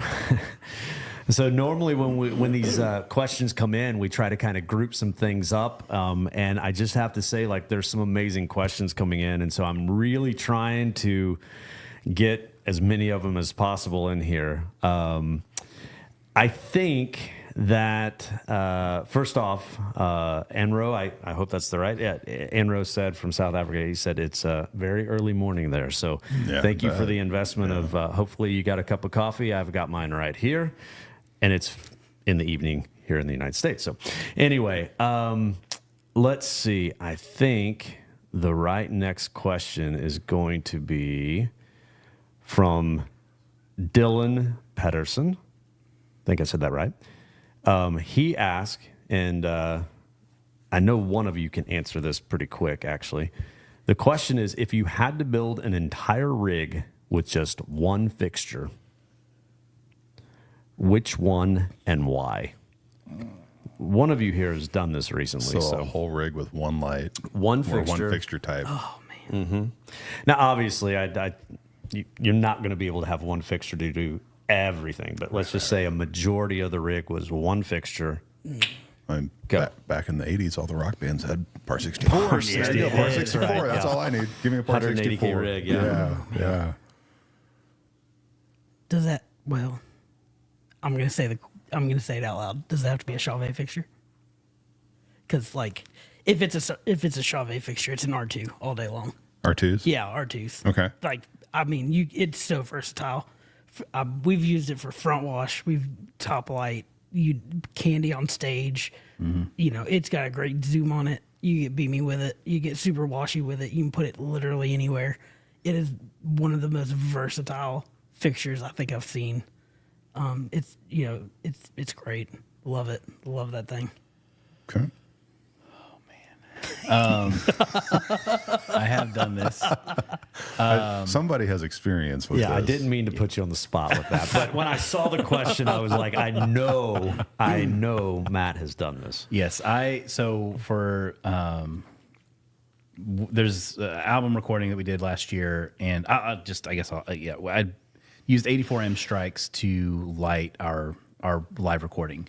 It did uplight, it did all of our top key, it did our fill, it did all of our room lighting, and it looked awesome. Right. You can go watch it when Meets Fire. There's recordings out there. It was a lot of fun, and what was nice about it is it was a combination. So if you never use the M Strike, I'll give you a little bit of a commercial. So 74 channel mode is the best mode that fixture has. And then I don't remember what mode is the other one, but it only has like 5 instances. And so using those, combination, because like I uplit and then I also top lit, but then I also just used them as just wash, just to puke light everywhere. Mm-hmm. So I don't need 74 channels for that. No. I'm not doing a bunch of effects with those. I could, but I don't need that. But then on the top key, I did use the 74 channels, and so I was able to get really, really granular looks. But then also with the because I had so many of them, I could also do just larger looks with the whole fixture. So it doesn't have a zoom function. Doesn't have a zoom. Maybe the next iteration could. Noted. We'll talk to product development about that. But yeah, so I did do that, and there was a specific reason why we chose that fixture. But if I had another choice for a different light, I would actually do a throwback, and I would do a MAC Quantum Wash. Okay. And here's why. Again, it's versatile. It's got rings, super beamy, super washy. But it has a beam rotate beam rotate. So you can get, you can kind of get those beamy kind of gobo-y looks, and it has a lens glow on it, which, is super versatile in a number of different ways. So, I've done it with an M Strike, but I would love to have, that. I'd love that you guys both picked wash units or washier units, right? Yeah. Or wash lights. I mean, R2X. And Strike M, I mean, yes, it's an incredibly bright strobe, but it's really washy too. Yeah, for sure. Massive field on that, and even the Quantum, right? The Quantum Wash. Yep. As me, I would pick an all profile rig over, because I can always, if I have a frost. Let me put it that. Let me use a caveat. Okay, if I have a frost, so I can fake some washy stuff if I want it. Yeah. Knock it out of focus, throw the frost in, and all that. Yeah. But because yes, you can get beamy with a wash fixture, but I like all profiles over all washes. So I'm outvoted on that one though. Two to one, I guess. There's no So wrong answer. There's not a wrong answer. Yeah. Right. So.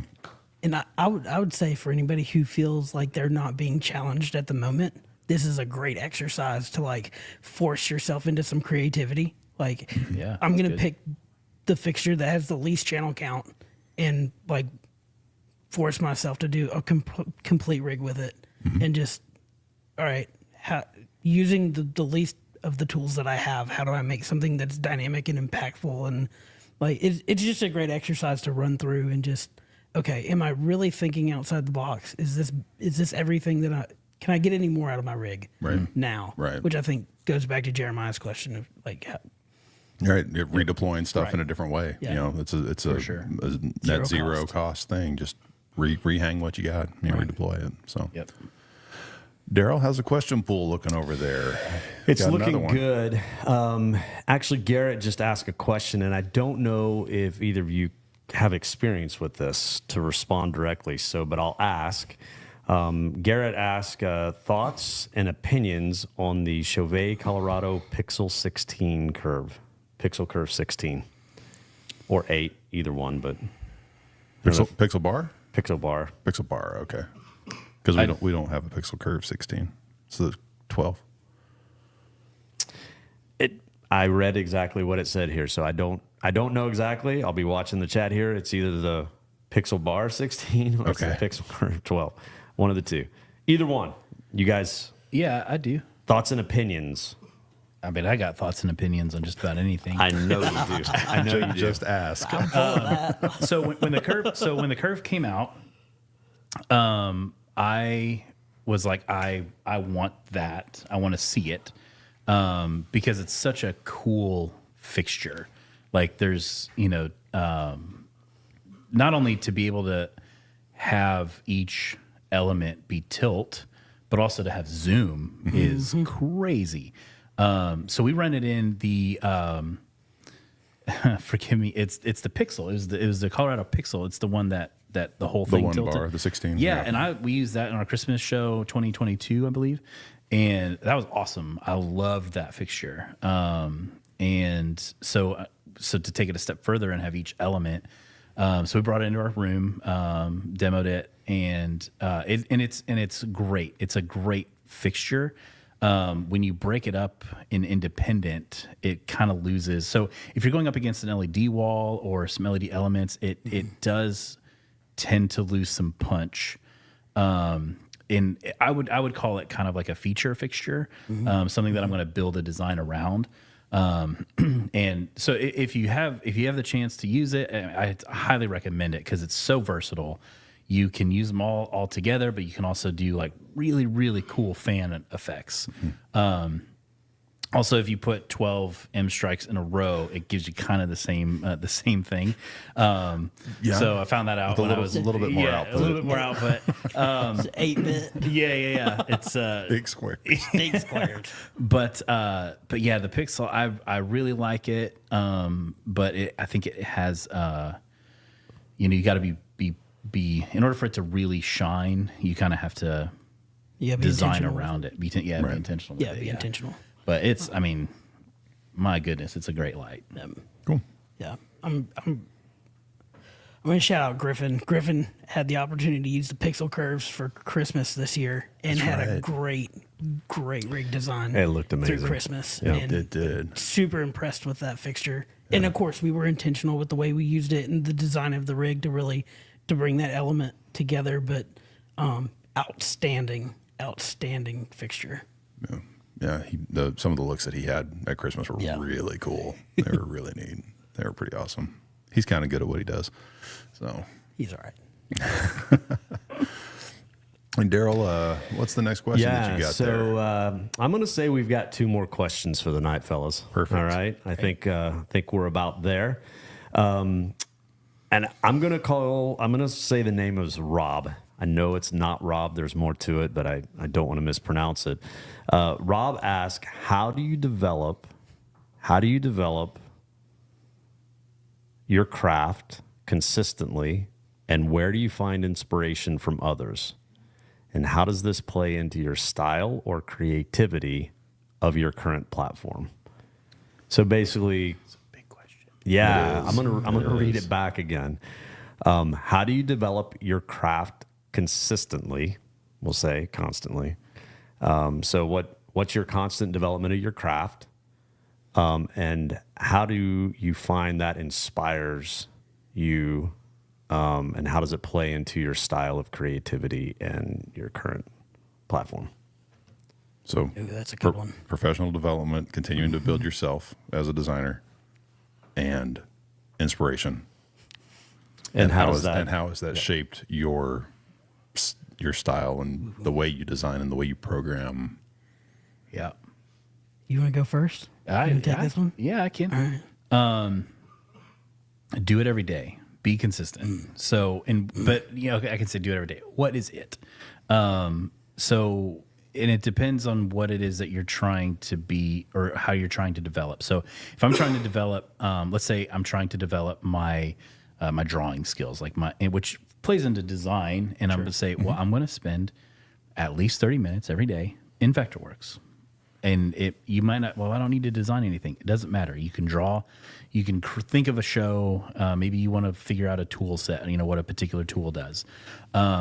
It's consistency. And, I just kind of think to myself, just get 1% better every day. Mm-hmm. By the end of the year, you're 365% better. There you go. That math doesn't really math quite well, but that's kind of the idea is consistency and whatever it is, that thing that you want to develop. So if you're wanting to get better at MA3 or MA3 console, maybe you have a Camsys, you have a Hog, you have a Vista, whatever. Just be in that console every day for 30 minutes, 20 minutes, an hour. So be consistent. Just do it every day. And then the inspiration side of things, inspiration can kind of come from, we live in this day and age where you can open up your phone and you can search in Instagram or Google or YouTube, any live show just about, or any sort of, you can just type in stage designs and you can get just so many things that's inspiration is very readily accessible. And I would say go to live shows, go to Broadway shows, go to, do that. I don't particularly go to those very often, but anytime I do, I always leave inspired. But my source is Instagram for inspiration. But what I found is I'll see a picture and I'll go, that looks really cool. That looks really great. And this is that articulation piece I was talking about. Well, now you've got to dissect, well, why do you like it? Right. What's cool about it? What's cool about it? What makes it eye-catching or whatever? And have that internal dialogue with yourself and really try to get into the nuts and bolts of why it is that you like it. And then that in turn is going to drive your design decisions. And another thing too, this is kind of a practical thing, walk your room. So wherever you have your camera shots, and this is where having a visualizer or Vectorworks comes into play. For sure. Because you can drop in cameras and you can see in a 3D space what these are going to look. But if you just walk into your room, every day or whatever, and you sit behind the console, you program, you're not seeing what that person over there is seeing. You're not seeing what that person over there is seeing. So walk your room, and it's not something that you need to necessarily okay, I program and then I go walk the room. No, just if you I got a few minutes, I got to answer some text, go sit in some random spot and then look at your stage and go, this is kind of weird over here, or this is kind of strange over here. And then that's going to also kind of drive your design decisions. So for me, and in terms of the getting better portion, was leaning into the console side, and we're on an MA3. And there's a bit mapping feature. And so I really was man, this is really cool. It's really easy. I got NDI out from Resolume. That's going to drive a lot of my design decisions. And so I got real washy with my designs and pointing them straight out and kind of leveraging that. And so that's where you're getting better. You're learning more, and then you're staying inspired too, and that's going to in turn drive. And hopefully, you're doing your homework on your space and what needs to improve, and then that in turn can drive your design decisions. And to add to that, I think, walk your room, find that seat, leave your effects running. Like, walk away from your console with your effects running. Yeah, it will that's a change good the one. way you program that 100%. I'm probably gonna have to do that this week. Leave it running. Walk away, walk around, and really get where are those really pointing? Who are they? Who are you blinding? Who are you absolutely murdering out on the outer wing when you don't think about it? Cutting back Who's around. seeing that? What intensity are they seeing that at? Who's not seeing that? Because it's a good word. Well, you see audio guys do it all the time, right? They get out of the booth and they walk the floor to see how it sounds. They're not doing anything. They're audio guys. They don't know what they're doing. They're hearing things, man. They're just they're hearing things. Yeah. They pretend to hear. No, never. I'm kidding. I'm kidding. I love nothing but love. I love the noise, boys. I started as an audio guy. So, but yeah, I mean, that's great. Get out, walk the space, see what's going on. So, I think for me, it's be intentional. Find the one thing that if it got better, everything else will get better. And that's something that PC has kind of ingrained in the staff. Yeah. If you're going to work on something, find the one thing that is going to elevate everything else. So for me personally right now, it's personal improvement. Like if I get better at communicating, things get better. Yeah. If I get better with, instead of reacting, acting in situations, everything gets better. Right. Okay, that's my thing. So that's your primary focus. Right. Yeah. Right. Rising tide raises all ships, right? That's right. Amen, brother. Right. Biggest impact on that. So. Yeah. And as far as growing the craft, I mean, again, be in it, be about it. Yep. Find some other people that are doing things that you don't know how to do and sit in those circles. Yep. If you're not asking a lot of questions, you're in the wrong circle. Yep. Yeah. I always like to say, if you're the smartest guy in the room, you're in the wrong room. Right. Go find a new room. Yep. Yeah. So I like to say, play in different puddles. Play in different puddles. Play in different puddles. Yeah, I mean, unity is very important when you're trying to figure all that out. Yep. Yeah. So unity. That's big. That's big. So, well, hey, Daryl, I think we've got the last question. Yeah, of the evening. we're gonna wrap this up here. Okay. Our good friend Philip Bailey, who is watching from California, and Philip, I hope you're not watching while you're riding your motorcycle like you were doing last time we did this. But we're glad you're watching, bro. Glad you're here. His question is, and I love this, and I think this is a great place for us to kind of end the conversation. It says, he asked the question, what is something you're excited about or looking forward to in the next 6 months? Ooh. Good one. Man, is there anything happening in the church world in the next 6 months? I'm going on vacation. I know that's not the typical answer, but like we're a household with small children. Having the ability to spend time with them at the age that they're at. Yeah. Like work is super important, but like I'm a follower of Jesus. I am a dad. Then I work for the church. Yeah. Having that in the right order is super important. Yep. Family comes first. Definitely. And our leadership is 100% behind that, and I thank them every day for it. That's but awesome. Being able to get out there and just don't forget to live life. Like just go be with your family, go be with friends. Like, yes, the console is fun, but like there's more to life than just that. And at some point it can be a driving factor. If you're young, tour. If you're go find the things, do the things, but like make sure it's feeding you, make sure that you're healthy. Go fill the family tank and just be present. Yeah. Man, we could take up an offering after that one. He's preaching there. That's good. awesome. Pass the hat around. Yeah. Yep. Well, I mean, to answer your question, Easter is coming up. Easter is coming up. Man, in the next 6 months, I don't know. I mean, like we're doing a stage design for Easter, and which is a little bit out of the norm for us to do. We just did one, at the beginning of the year, and usually we will wait until kind of the mid-year to do a little bit of a refresh. So for it to, and Easter's a little bit later, which is kind of nice. Right. So yeah, I mean it's a design that I'm really, really excited about, actually. Okay. So we're not adding anything. We're just reshuffling the deck. but we're changing some stuff. So I'm excited about that. I mean, there's nothing, super groundbreaking that aside from that, that I'm kind of looking forward to, particularly in the next 6 months. But Easter, stage design. Cool. Shaking Awesome. things up. There you Good go. deal. Awesome. Cool.